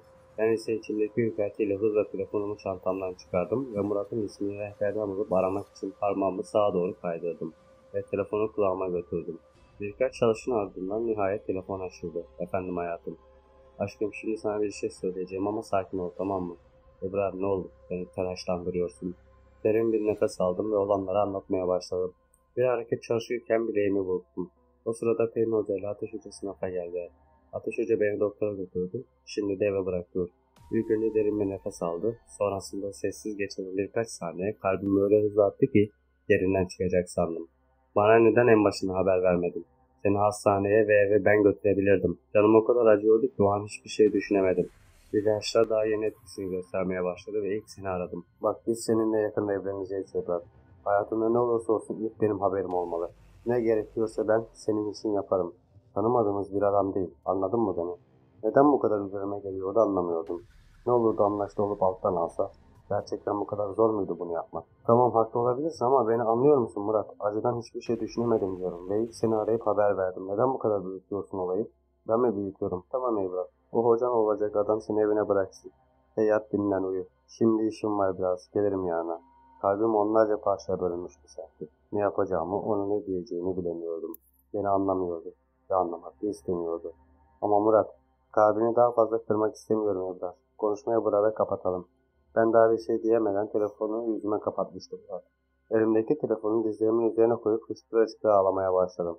Bu yaşadıklarıma inanamıyordum. O sırada Zebra'nın elindeki ilaç poşetini yan koltuğuna koyup şoför koltuğuna oturup arabayı sürmeye başladı. Ben ise onu aldırmadan ağlamaya devam ediyordum. Bu insanoğlu kalbini kırdı değil mi? Ah evlat. Zamanla bunların ne kadar önemsiz olduğunu sen de anlayacaksın. Zebran sus ve sadece beni evime götür. Her şey senin yüzünden oldu, anladın mı beni? Her şey senin yüzünden oldu. Daha fazla dayanamayıp tüm sinirimi ondan çıkarırken kahkaha atmasıyla sinirlerim alt üst olmuştu. Gerçekten bir hüküm olduğunda kimse karşı koyamayacak. Sinirlendiğinde gözün öyle kararıyor. Kalbindeki nefret, ruhundaki acımasızlık kendini öyle belli ediyor ki buna sen bile engel olamıyorsun. Hiçbir cevap veremedim. Vermek istemedim. Sadece ağlıyordum ve içimdeki siniri boşaltmak istiyordum. Evimizin önüne geldiğimizde Zebran arabayı durdurup beni arabadan indirdi. Her ne kadar kucağına almak istese de bu defa izin vermedim. Ve elinden poşeti alıp zendeleyerek eve yürümeye başladım. Kapının önüne geldiğimizde hiç beklemeden zili çaldım. Birkaç saniye sonra hizmetlilerden birisi kapıyı açtı. Annem evde mi? Evet, kendisine haber vermemi ister misiniz Ebrar Hanım? İyi misiniz? İyiyim, bir sorun yok. Hocam geldiğiniz ve bana yardım ettiğiniz için teşekkür ederim. Bundan sonrasını ben hallederim. Ebrar kızım neden kapıda dur ayağına ne oldu? İyi misin? Annem telaşla yanıma gelip tüm bedenimi dikkatlice incelerken Zebra'nın hiç beklemediğim bir hareket yapıp anneme kendini tanıştırdı. Merhaba ben Ateş Koral. Ebrar'ın üniversitedeki hocalarından biriyim. Küçük talihsiz bir kaza olunca kızınızı eve ben bırakmak istedim. Ben de Ebrar'ın annesiyim. Tanıştığıma çok memnun oldum. Ebrar annemin elini nazik tutup bırakırken annemin gözlerinde büyük bir memnuniyet parıltısı vardı ve bu benim hiç hoşuma gitmemişti. İçeriye gelmek ister misiniz? Bir teşekkür kahvesi ikram edeyim size. Zebra'nın gözlerinin içine bakıp içimden konuşmaya başladım. Aklımı okuması ilk defa işime yaramıştı. Zebra, daha fazla sabrımı zorlama. Annemin teklifini reddediyorsun ve gidiyorsun. Eğer dediğimi yapmazsan, bunun acısını senden elbette bir gün çıkarırım. Zebra'nın duruşunu düzeltip gözlerimin içine meydan okurcasına bakarken anneme döndü. Okulda derslerim var. Kızınızı bırakmak için izin alabildim sadece. Başka bir zaman teklifinizi seve seve kabul ederim. Şimdilik kendinize iyi bakın. Peki dediğiniz gibi olsun. Annemin şüphelenmemesi için Zebra'na dönüp gözlerinin içine mahcup bir gülümsemeyle baktım. Hocam her şey için teşekkür ederim. Geçmiş olsun Ebrar'cığım. Sen iyi ol, gerisi önemli değil. Zebra'nın yani Ateş hocamı uğurladıktan sonra annem beni odama çıkardı. Hizmetlilerimizin getirdiği çorba içtikten sonra annem ilacımı içirip merhemini sürerek bandajımı yeniledi. Uyumak için gözlerimi kapamadan önce telefonuma baktığımda Murat'tan hiçbir bildirim yoktu. Buruk bir hüzün ve kırgınlıkla kapadım gözlerimi. Ve uyumak için kendimi zorladım. O ne kadar seversem seveyim. Dolunay öyle parlak, öyle büyük, öyle ihtişamlı ki beni etkisi altına alıp büyülüyor. Onu seyretmeye dalmışken gözüm bir kızılcık şerbeti rengine bürünen göle takılıyor. O kadar kırmızı ki gözlerim kızıllığından düşen pay alıyor. Ebrar. Duyduğum tok ve kalın ses ile korkuyla arkama dönüyorum. Gözleri ateş gibi parlayan, boyları 2 metreye geçkin olan cinler karşımda ve bana bakıyorlar. Gözlerimdeki korku tüm bedenimi sarıp sarmalarken, içlerinden daha uzun boylu ve iri olanı birkaç adım atıp önümde duruyor. Grimsi bedenindeki yarıkların içinden sızan kanların kokusu midemi bulandırırken, büyük bir yarığın içinden derisi kanla kaplı yılan bana doğru sıslıyor. Korkuyla bir iki adım geriliyorum. Bu esnada cinlerin bazıları korkumdan keyif alarak kahkaha atmaya başladı. Bu işten vazgeçeceksin Ebrar. İddiam olmayacaksın. Ne? Ağzından çıkan tek bir kelime derdimi anlatabilir miydi? Sanmıyorum. Duydun işte. Hüttamlık yapmayacaksın. Zebra'nı ikna edip vazgeçireceksin. Anlamıyordum. Anlayamıyordum. Onlar değil miydi hüttam olmamı isteyen? Şimdi neden böyle söylüyorlardı?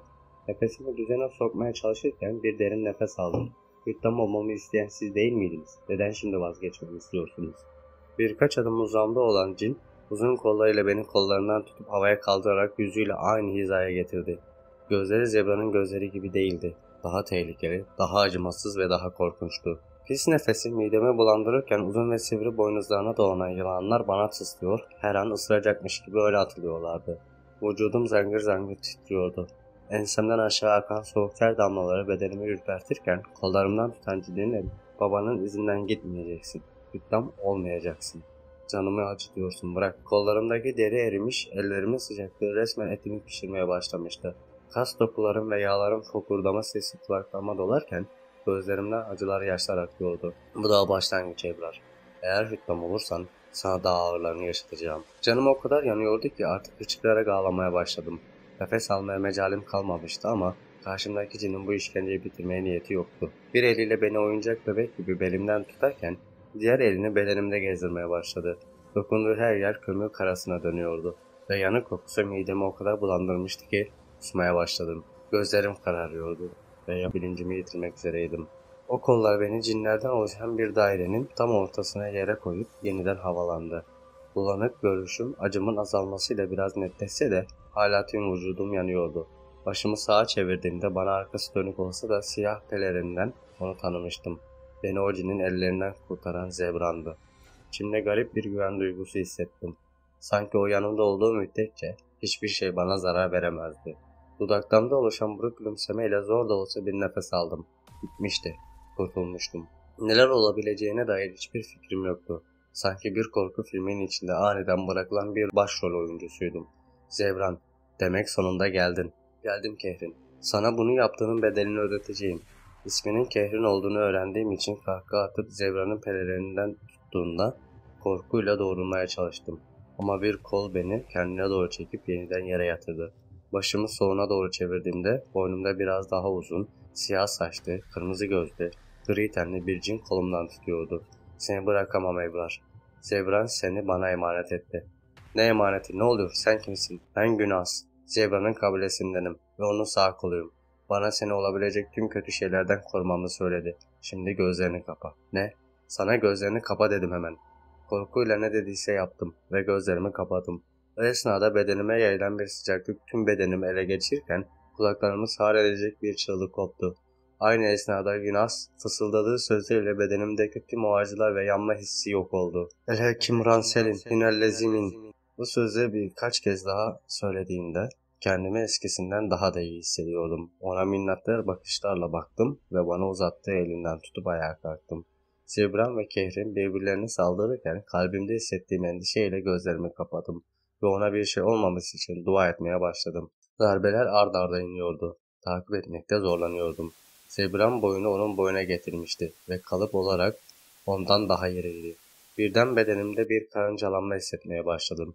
Kollarım benden bağımsız havalandı ve avuç içlerimde oluşan sıcaklık ile turuncu bir ışık belirdi. Gözlerim kapandı ve elimdeki o ışığın ne olduğunu bilmediğim sözleri fısıldayarak Kehri'nin üzerine doğru attım. Erhel muklise bir bina, Kehri'ni hadi. Kehrin inanılmaz bakışlarıyla bana bakıp yere düştü ve ateşler içinde kalıp yok oldu. Kabilesi de onunla birlikte gitmişti. Ebrar, kızım, kendine gel, iyi misin? Annemin boğuk sesiyle zor da olsa gözlerimi açtım. Gözlerim odanın ışığı yüzünden kamaşırken bedenimde hissettiğim soğukluk ile titremeye başladım. Anne, ne oldu bana? Sesim o kadar kısık sesiyle çıkmıştı ki ben bile ne dediğimi zar zor duymuştum. Ateşim var kızım.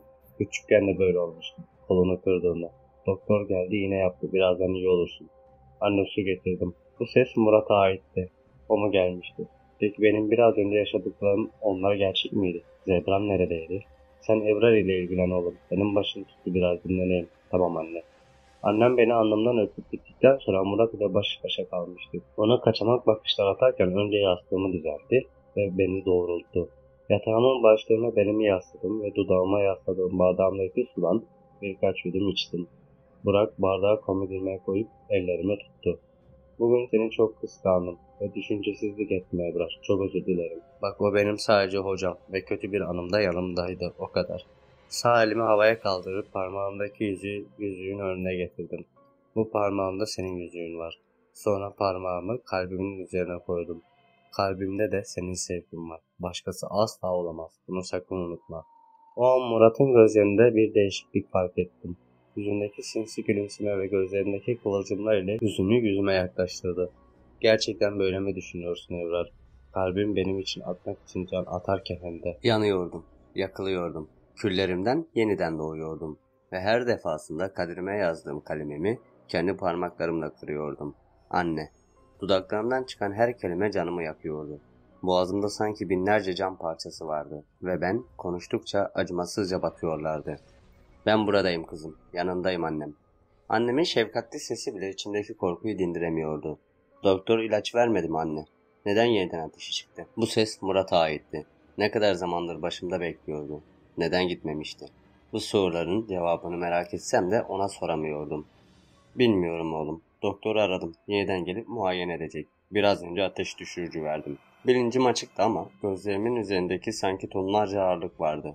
Açmak istiyordum ama açamıyordum. Konuşmak istiyordum ama konuşamıyordum. Sanki ruhum bedenimin içine hapsolmuştu. Ve ölüm ile yaşam arasında bir araftaydım. Ebrar, seni kurtaracağım. Sana söz veriyorum, seni kurtaracağım. Bu ses Ebran'a aitti. Onu göremiyordum ama varlığını ve sıcaklığını hissetmeye başlamıştım. Kalbimin üzerinde sanki bir ateş topu vardı ve damarlarımda akan her damla kan, kanımı kaynatıyor, damarlarımı eritiyordu. Çektiğim acıyı tarif etmem imkansızdı. Gözümden acıdan yaşlar akarken bedenim kasılmaya başladı.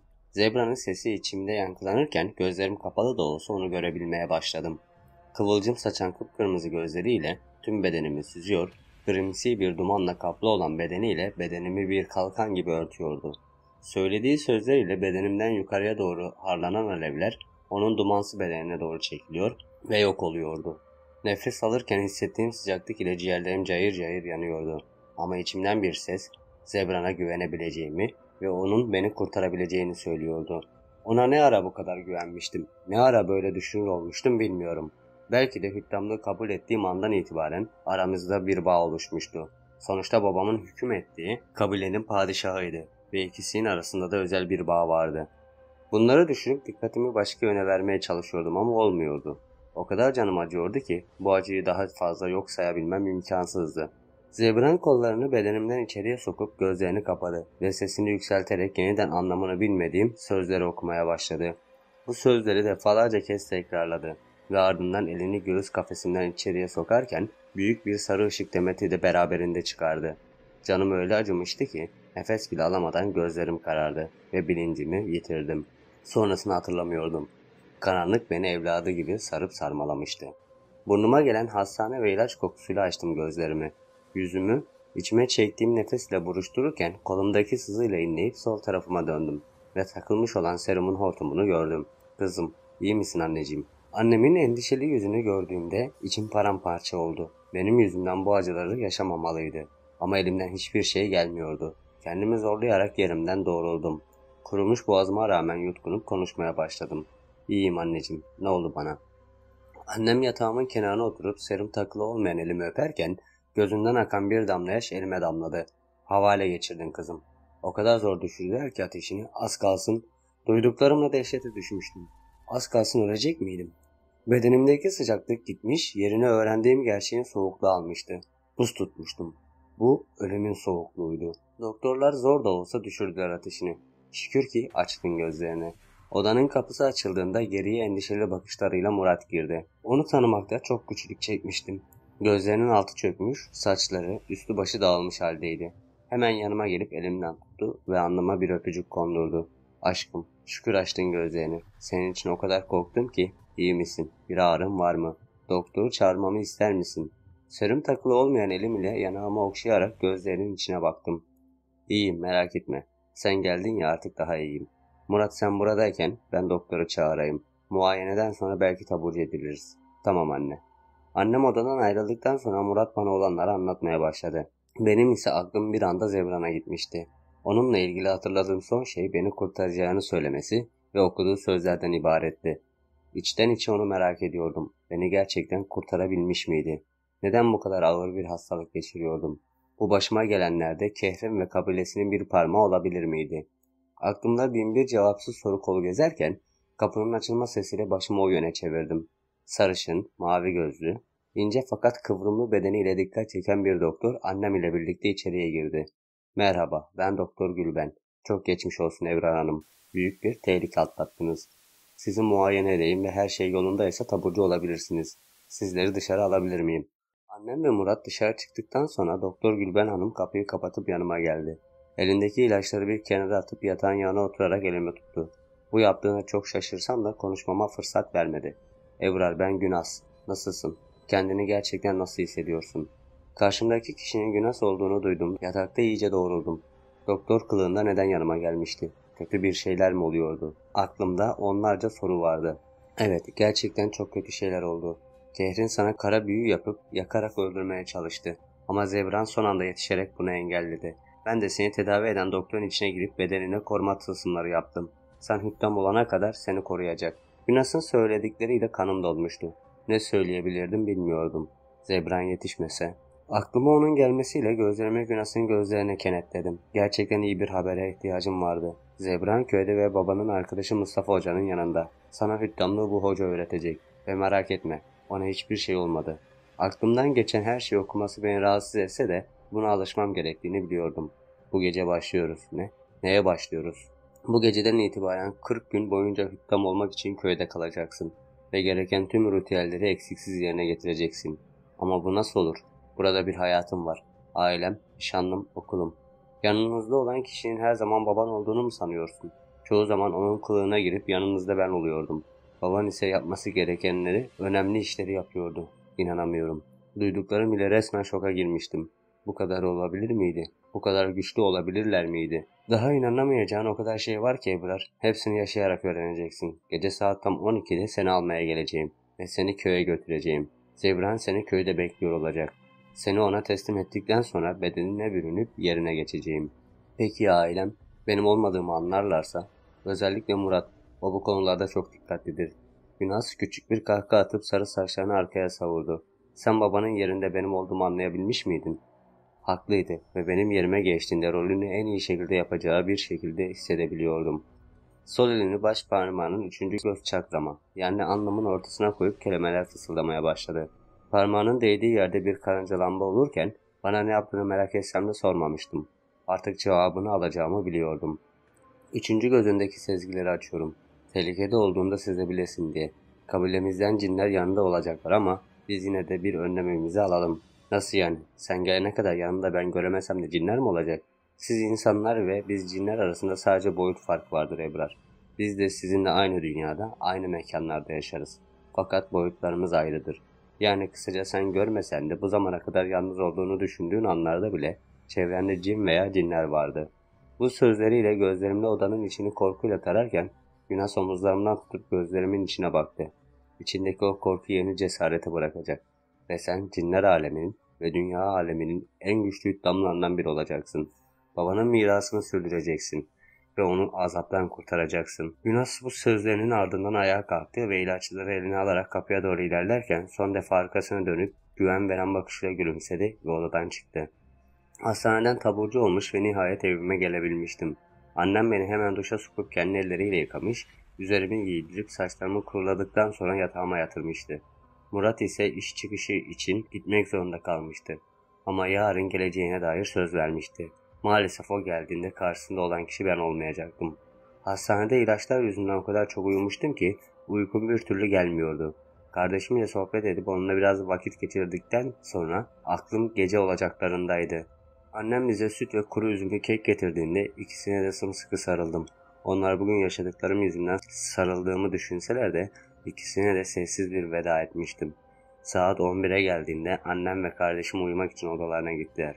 Ben ise gece lambamın yandığı odamda tedirgin bir halde etrafıma bakıyordum. Odada yalnız olmadığımı bilmek beni çok tedirgin ediyordu. Onların Zebra'nın kabilesinden olduğunu bilsem de korkuyordum.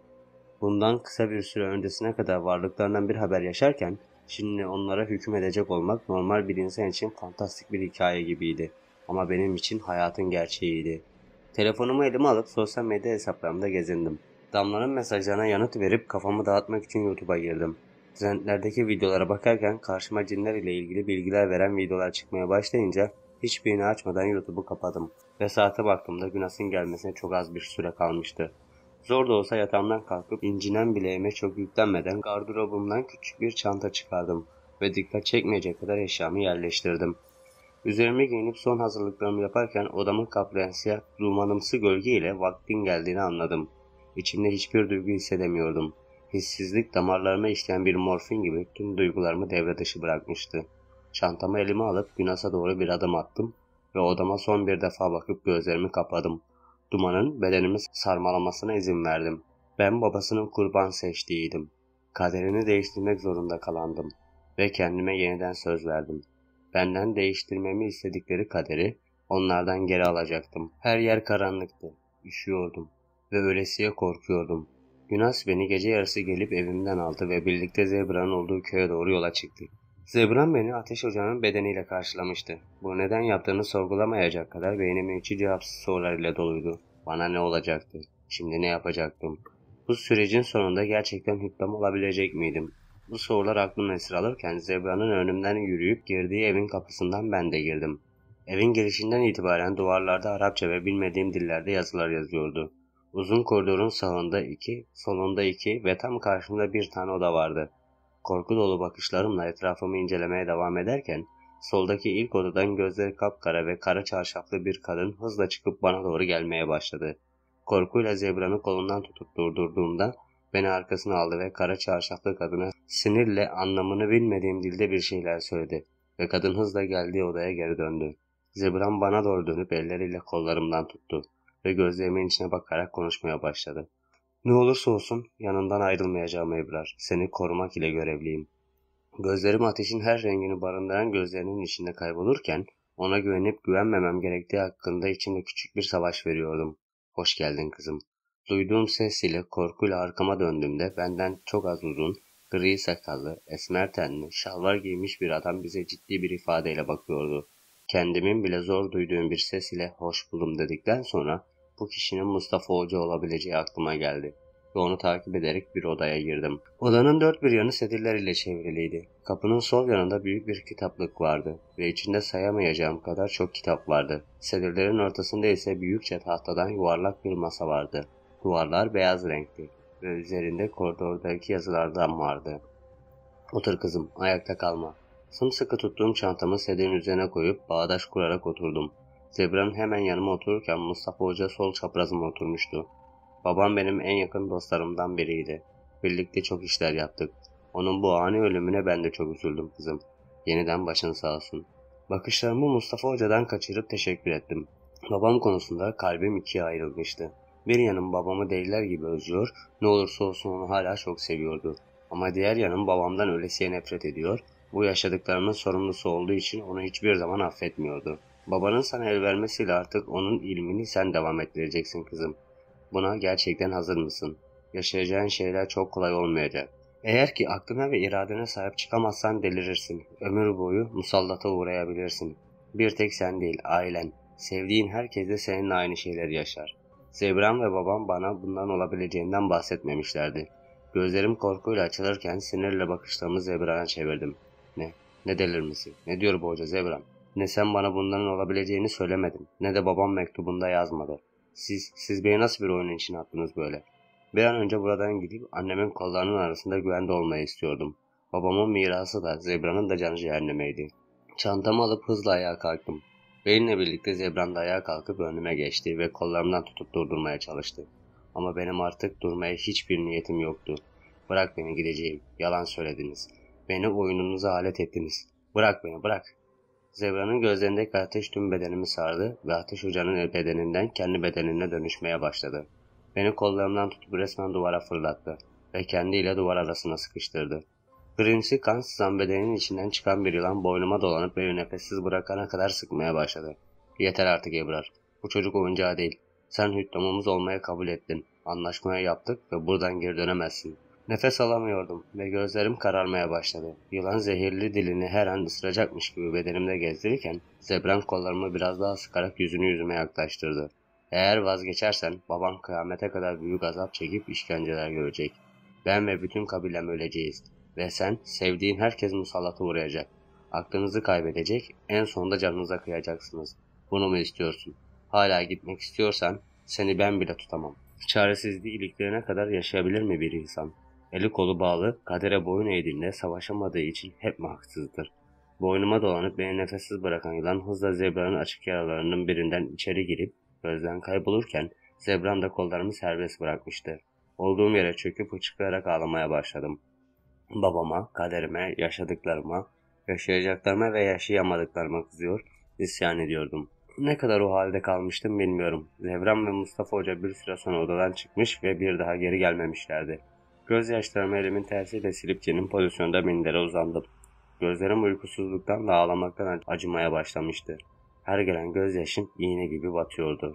Nişanlım, annem, kardeşim, arkadaşlarım bir an olsun aklımdan çıkmıyordu. Babam. Onu düşünmek bile artık ruhum ve kalbime en büyük ızdırap olmuştu. Birkaç saat önce ona dair içimde güzel olan ne varsa uçup gitmişti. Gözlerimi kapadığımda Zebra'nın tam anlamıyla o vahşi görüntüsüyle yeniden baş başa kaldım. Bana neredeyse zarar verecek, öldürecekti. Ve bunu yaparken bir an olsun tedirgin olmamıştı. Kendinden o kadar emindi ki bu his içimi ürpertiyordu. Ona artık güvenemezdim. Güvenmemeliydim de. Bana ilk başta nasıl yaklaştıysa gerçekte de aslında tam anlamıyla oydu. Onu farklı görmek isteyen bendim. Kendimi kandırmaya yeğlemiştim. Bir gerçek vardı ki beni dize getirmek ister gibi tüm yükünü omuzlarıma yüklemişti. Babamın cin kabilesinin ve sevdiğim insanların hayatları bana bağlıydı. Yapacağım en ufak yanlışta vereceğim ani bir karar ben dahil hepimizin hayatını karartacaktı. Babam bana, bize ne yapmıştı böyle? Beni nasıl böyle bir yükün altında bırakmaya razı gelmişti?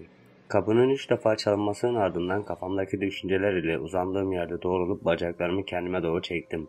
Gelin dedikten sonra Mustafa hocamın mı yoksa Zebra'nın mı geleceğini merak ederken içeriye Günas'ın girmesiyle ister istemez şaşırdım. Günas kapıyı kapatıp birkaç adımda yanıma geldi ve yanıma oturdu. Yüzündeki gülümsemenin yanı sıra ara ara bakışları benden kaçırıyordu. Zebran bana olan her şeyi anlattı Ebrar. Anlaşmayı kabul ettiğin halde hüküm olmaktan vazgeçersen hepimizin hayatı son bulacak. Bir tek bizim değil, ailenin, sevdiğin herkes de öyle.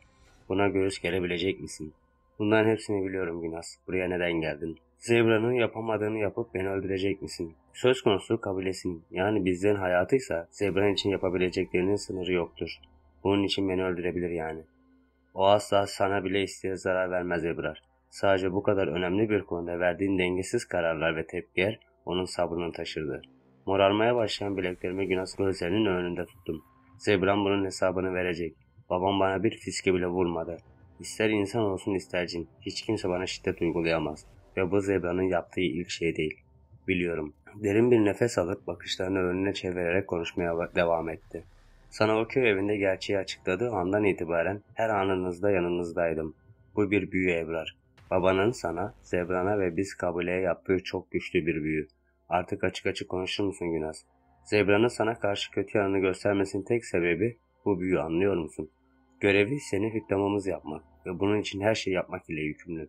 Gözlerimi devirip sabırsızca derin bir nefes aldım. Hiçbir şey bana yaptıklarının bahanesi olamaz Günas. Tamam, git ve söyle onlara. Hüküm olmam için bir an önce ne yapılması gerekiyorsa yapalım ve bitsin artık bu işkence. 3 saat sonra hiçbir penceresi olmayan, sadece duvara asılı birkaç mumluğun içindeki yakılı mumlar ile aydınlanan bir odanın içerisindeydim. Üzerimde iç çamaşırlarımın dışında sadece uzun beyaz bir elbise vardı ve Zebran yeniden ateş ocağın bedeline bürünüp kapının hemen girişinde durmuş bana bakıyordu. Bakışlarındaki pişmanlığı aramızdaki o bağ yüzünden iliklerime kadar hissediyordum fakat umurumda değildi. Ona bir daha güvenebileceğimi sanmıyordum. Gusül abdestinin dışında Mustafa Hoca'nın tarif ettiği gibi bir abdest daha almış, kağıda yazıp verdiği sözleri eksiksiz ve doğru bir şekilde okumuştum. Saçlarım ıslaktı ve odada sıcak değildi. Bedenim ürpertiyle titriyordu. Mustafa Hoca elinde kalın bir kitap ve birkaç malzemeyle odadan içeriye girdi. Arkasından Günas da odaya girip kapıyı kapattı. Elindeki malzemeleri yere koyan Mustafa Hoca dizlerinin üzerine çöküp gözlerimin içine ciddi ve kendinden emin bir şekilde bakarken bir yandan da bana nasihatler vermeye, olacakları anlatmaya başladı. 40 gün sürecek bu süreçte seni zorlu sınavlar bekliyor kızım. Nefsini terbiye edip belli ritüeller yapacaksın. Birçok saldırıya uğrayabilirsin. Aklını kaçırman için birçok oyun oynanabilir. Hayvansal hiçbir gıda yemeyeceksin. Sadece karnını doyuracak kadar mayasız kuru ekmek ve su. Bunun dışında bir şey yemen yasak. Sana dediğim bir ritüeli verdiğim her sözü söylediğim kadarıyla eksiksiz okuyup yerine getireceksin. Eğer bunlara dayanırsan ve sınavı geçersen hüküm olursun. Peki ya yapmazsam? Sen babanın kızıysan yaparsın. Yeter ki kendine güven ve gerçekten iste. Şimdi senin için odanın içinde büyük bir daire oluşturup tılsımlayacağım. Bunun dışına asla çıkmayacaksın. Evin her yeri tılsımlarla korunsa da bu senin için çok tehlikeli. Özel ihtiyaçlarında sana günah eşlik edecek. Her an saldırıya uğrayabilirsin. Buna mecburuz. Sen istediğin sürece seni görüp duyarım. Rahat olacaksın. Merak etme Ebrar. Mustafa Hoca'nın anlattıklarıyla benim için çok zor bir sürecin başladığını kabullenmeye başlamıştım. Ailem, sevdiğim herkes, bir suçlu olmayan kabiledeki cinler için bunu yapacaktım. Yapmak zorundaydım. Tamam, her şeyi anladım. Artık ne yapmamız gerekiyorsa yapmaya başlayalım. Ben çok gerildim. Tamam, başlıyoruz. Mustafa Hoca eline aldığı tüy, kalem ve mürekkep ile yanıma gelip üzerimdeki elbiseyi çıkarmamı istedi. İlk başta çok utansam da üzerimdeki elbiseyi çıkardım. Mustafa Hoca gözlerimin içine bakıyordu fakat nasıl olduğunu anlamadığım bir şekilde vücuduma mürekkebe batırdığı tüylü kalem ile şekiller çizmeye başladı. Karnımdan başlayıp göğüslerime, oradan da kollarıma, bacaklarıma ve sırtıma kadar koltuk altım ve özel bölgem hariç neredeyse vücudumun her yerine söylediği sözleri tılsımlar çizmeye başladı. Binezüllenize, emhekanelizm, kümel hetelal, gehamil, han, elbesselin, ziyamül berzah, el-hekim mütezinehu. Bu sözlerin ardından elbisemin üzerine de tılsımlar çizdi ve bana giydirirken de aynı şeyleri söylemeye başladı. Minezulleni, mehkanilizm, kümennel netihal, gehamil han, elbesinel tiyamül berzah, el-hekim mütezinehu.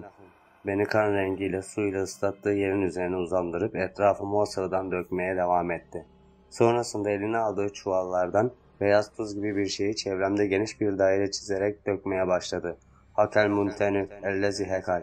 Bu sözü söyleyerek tuz ile 40 defa etrafımda daireler çizdi. Her başlangıç noktasına geldiğinde geldiği yönün tersine dönüyordu. Dönme işlemini bitirdikten sonra eline aldığı ucu sivri garip bir kesici alet ile vücudumun çeşitli yerlerinde çok derin olmayan kesikler açmaya başladı. Canım çok acısa da dişlerimi sıktım ve dayanmaya çalıştım. Kelman-ı hülsenen bina, ezbini, mahlukatun nebi. Bu sözleriyle bedenimden akan kan, önce üzerimde uzandığım kan rengindeki su ile ardından beni çevreleyen beyaz tuz ile birleşti. Ama tuzun rengi hala beyazdı. Sanki biri ruhumu vücudumun her yerinden çekiyordu. Nefes alışverişim kalbimin atışıyla bir hızlanmaya başladı. Kanım bedenimden dışarıya aktıkça sanki bir güç üzerime baskı uyguluyor, beni yer ve kendi arasında sıkıştırıyordu. El-hüküm bizamun neru. Bu sözlerini elindeki son tuzları üzerime dökerken söylemişti. Tuzların her biri vücuduma iğne gibi batarken dişimi sıkıp acıyla savaşmaya çalıştım. Ve bir süre sonra o acı hissi yeni garip bir karıncalanmaya bıraktı. Ve vücudumdan akan kanın akışını durdurdu. Mustafa Hoca başucumda eğilip eliyle gözlerimi kapadı. Ve alnının tam ortasına 3. gözüme ıslak bir şeyler sürdü. Sezemin kabile min padişahı cebran. Sezemin kabile min padişahı cebran. Sezemin kabile min padişahı cebran. Benim yapacaklarım bitti kızım. Şimdi sana vereceğim kağıtta yazan her sözü sırayla 666 defa okuyacaksın. Bunları okurken aklından hiçbir şeyi geçirmeyeceksin. Sadece sözlere odaklan ve onları hisset. Bu sözler senin yeminin olacak. Sana kalem ve kağıt bırakıyorum ki ne kadar okuduğunu işaretleyebil. Mustafa Hoca ile birlikte Günas da odadan çıktı ve Zebran ile odada baş başa kaldık. Onu ve bakışlarını önemsememeye çalışarak Mustafa Hoca'nın elime tutuşturduğu kağıdı bir göz gezdi. Üzerinde yazan sözleri dediği sayı kadar okumaya başladım. Okudukça ellerimdeki tılsımların üzerinde birikmeye başlayan kanlar kağıda hiç bulaşmasa da üzerimdeki beyaz elbiseyi kızıla boyuyordu. Artık benim için geri dönüş yolu yoktu. Babamın izinden gidecektim ve yolun sonunda beni nelerin beklediğinden bir haberdim. Ebrar'dan. Soğuktu. Kalbim, hayallerim, umutlarım, geleceğim ve bulunduğum bu hapishane gibi oda. İliklerime işleyecek kadar çok soğuktu. Oysa babamın kalbi sıcacıktı. Annemin kucağı çok huzurluydu. Kardeşimin kolları huzurluydu ve ben artık buz gibi soğuk bir odada yapayalnızdım. Hayatım babamın hakkımda verdiği karar ile tamamen değişmişti. Ben artık bir değil iki farklı hayatı birden yaşıyordum. Babasının nazlı kızıydım. Bu yaşıma kadar doğru düzgün sorumluluğum bile olmamıştı. Murat ve ben, babam her koşulda yanımda olmuş ve beni tüm kötülüklerden, sorunlardan korumuşlardı. Ama artık tek başımaydım ve üzerimde tonlarca, belki de milyon tane dünya kadar ağırlık ve sorumluluk vardı. Çemberin içinde cennet pozisyonda uzandığım yerden doğrularak, yanıma bıraktığım kağıdı yeniden ellerimin arasına alarak okumam gereken dua ve sözleri okumaya başladım. Ritüelin üzerinden tam 10 gün geçmişti. Bu 10 gün ara ara gördüğüm kabuslar dışında kötü bir şey yaşamamıştım. Sanki fırtına öncesi sessizlik gibiydi. Yavaş yavaş bulunduğum duruma ve hüddam olma düşüncesine alışmaya başlamıştım. Üzerimdeki o ilk şoku atlattığımda bazı şeyleri daha iyi anlayabiliyordum. Mustafa Hoca bana ara ara yemek ve su getirirken Günas ve Zebran belli aralıklarla yanıma gelip beni kontrol edip gidiyorlardı. Zebra'nın bu odada olmasa bile varlığını her zaman hissediyordum. Bu beni her ne kadar rahatsız etse de katlanmak zorundaydım. Annemi, kardeşimi ve Murat'ı çok özlemiştim. Onları ara ara rüyamda görsem de bu yetmiyordu. Yetmeyecekti de. Günas benim yerime geçmiş, aileme rol yaparken onları gelip bana anlatıyor, her şeyin yolunda olduğunu söylüyordu. Fakat dikkatimi çeken bir şey vardı ki o da Murat konusunu hep geçiştiriyordu. Ondan bahsetmesini istediğimde birkaç baştan sağma cümle söyleyip geçiyordu. Onun bir şeyler karıştırdığına emindim ama şimdilik susmaya karar verdim. Kapı sessizce açıldı ve ben okumamı bırakmadım. Mustafa Hoca elimdeki tepsiyi çemberin üzerine koyup gittiğinde 300 defa daha elindeki kağıtta yazan sözleri okuyup birkaç lokma yemek yiyip bakır kaptaki sudan içtim. Bugünlük okumamı tamamladığım için rahattım artık. Böyle zamanlarda sanki babamın işkencesi de son veriyormuş gibi hissediyordum. Hüddam olduğum gün azabı bitecek, huzur içinde uyuyacaktı. Mumlar ile aydınlatan odanın içinde oluşan siyah dumanın ardından Zebra'nın kızıl gözlerini gördüm. Ama sanki o yokmuş gibi tepsiyi kenara koyup yerin pozisyonunda uzandım. Ona artık hiçbir şekilde güvenmiyordum. Elimden geldiğince az konuşuyor ve göz göze gelmekten kaçınıyordum. Yine Ateş Hoca'nın bedenine bürünmüş bir halde çemberin dışına bağdaş kurup oturdu. Kokusu ciğerlerime dolarken gözlerimi kapayıp uyumak için kendimi zorladım ama olmadı. Bana, babama yaptığı işkenceleri unutamazdım. Beni içine düşürdüğü o çaresizlik duygusunu kalbimden söküp atamazdım. Zebran kötüydü. Kafir bir cindi. Kalbinde iyiliği barındıramayacak kadar kötü. Günas her ne kadar babamın yaptığı büyünün etkisinde olduğunu söyleyip onu savunsa da bana yaptığı şeylerin bir bahanesi olamazdı. Uyumadığını biliyorum Ebrar. Numara yapmana gerek yok. Numara yapmıyorum Zebran. Sadece seni görmek istemiyorum. Bu böyle ne kadar daha devam edecek? Bana karşı hep böyle mi olacaksın? Uzanmaya ve gözlerimi kapalı tutmaya devam ettim. İnsan bedeninde de olsa onu görmek bile midemi bulandırıyordu. Sen kafir bir cin padişahısın Zebran. Kabilenin sorunları varken bunu mu kafaya takıyorsun? Bir insan gibi. Alaylı bir tavırla söylediğim sözler karşısında Zebra'nın gözlerindeki alev ruhumu alev alev yakmaya başlamıştı. Bunu tüm zerrelerimde hissediyordum. Bir gün bu sözlerin bedelini çok ağır ödeyeceksin Ebrar. Gözlerimin içine bakabilmek, yanımda olabilmek, belki de daha fazlası için çok yalvaracaksın. Bu sözleriyle daha fazla dayanamayıp yattığım yerde doğruldum ve gözlerinin içine ona olan tüm nefretimi görmesi için bakmaya başladım. Seninle tek bağım var Zebran. O da hükmüm olduğum gün efendin olacağım ve sana hem kabilene hükmedeceğim. Asıl bir gün gelecek sen bana bu yaptıkların yüzünden pişman olup seni affetmem için yalvaracaksın. Senden er ya da geç intikamımı alacağım. Şimdi başka söyleyecek sözün yoksa odadan çık ve beni rahat bırak.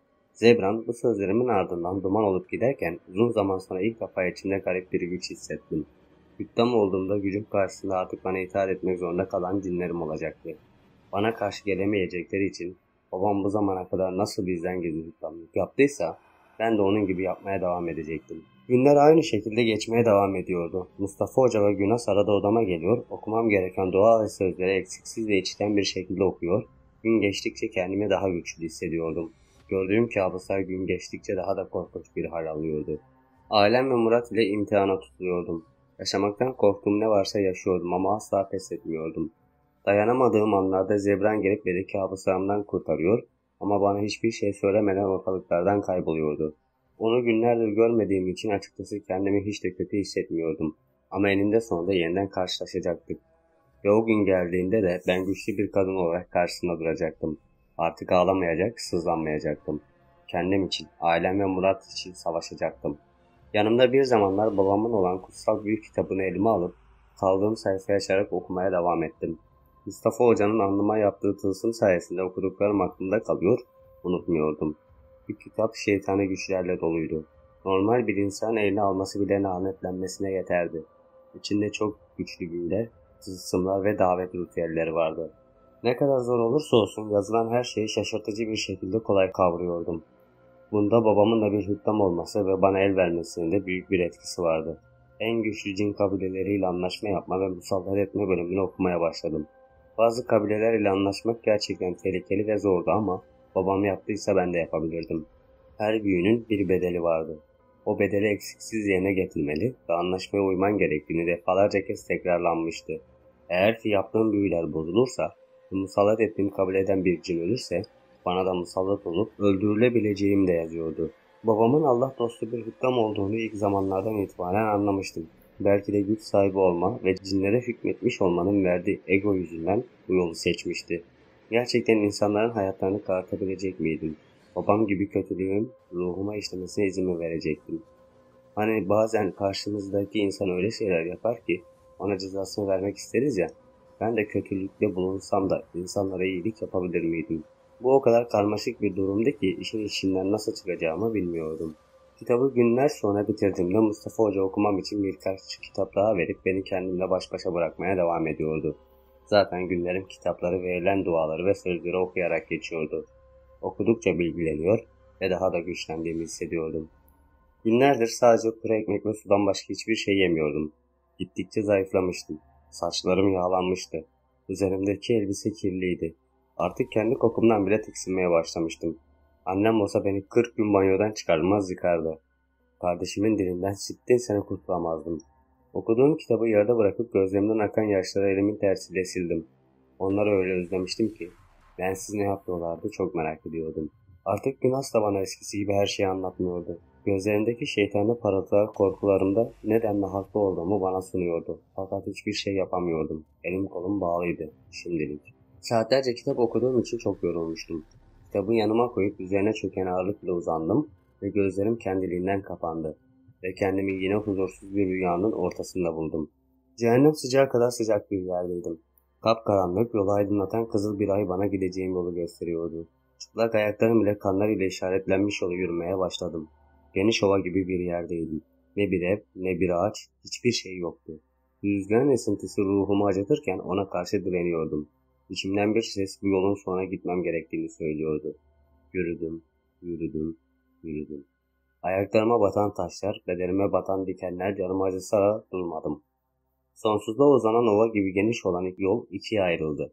Ve benim içimdeki sesi dinleyerek adımlarımı sola doğru attım. Korkuyordum, üşüyordum ama adımlarımı bir an olsun duraklatmadım. Kızıla boyanmış ay bana cehennemin yolunu gösteriyordu sanki. Etrafımda önce küçük fidanlar belirmeye başladı. Sonrasında karşımda aniden beliren ürkütücü orman bana kollarını açtı. Ürkek adımlarla ormanın içine girdim. Birkaç adım atmıştım ki karşımda gördüğüm manzara ile yerimden öylece dona kaldım. Annem, kardeşim ve Murat boyunlarına ip geçirilerek ağaca asılmışlardı. Uzun kırmızı derili, gözleri ateş saçan, tırnakların olacağı yerde pençeler olan cinler onlar tutuyordu. Bıraktıkları anda hep söyleyecekti. Ağaçların arasından beliren tanıdık bir beden ve o gözler. Bu Kehrin'di. İntikam dolu bakışlarla uzun tırnaklarını annemin bedenine gezdirmeye başladı. Onlara dikkatlice incelediğim her saniye canımdan can gitti. Dudakları simsiyah kalın iplerle dikilmiş, kan revan içindelerdi. Murat'ın bedeninin çeşitli yerleri kanıyordu. Güçlü olmalıydım. Kendimi bırakamazdım. Onun karşısında güçsüz kalamazdım. Bedenimi dikleştirip ona doğru birkaç adım attım ve aramızda çok az bir mesafe kalana kadar yaklaştım. Bırak onları. Senin derdin benimle. Ailemle değil. Ah Ebrar. Özgüvenim beni çok şaşırttı. Sana onları bırak dedim. Derdin benimle. Anlaşma çok basit. Hüddam olmaktan vazgeçersen ben de aileni bırakırım. Yapmazsın kesin. Buna asla izin vermem. Gözlerimi kapadım ve içimden gelen o sözleri okumaya başladım. Ehemmü kabul müne, essemke hovermah. Etrafımda toplanan cinler çığlıklar içinde kaçıp giderken annemleri tutan cinler ve Kehrin karşımda durmaya devam ediyordu. Korkmamalıydım. Savaşmalıydım. İçimden kendime telkinler verirken ellerimi öne doğru kaldırdım. Mustafa Hoca'nın bedenime çizdiği tılsımlar belirginleşip parlamaya başlamıştı. Gözlerimi kapadım ve kitapta yazılanları uygulamaya karar verdim. Kendimi Kehrin'in bedeninin içinde hayal ettim. İçimden sözleri söylerken bedenimin mavi ateşler içinde yandığını ve Kehrin'in de benimle birlikte yandığını hayal etmeye başladım.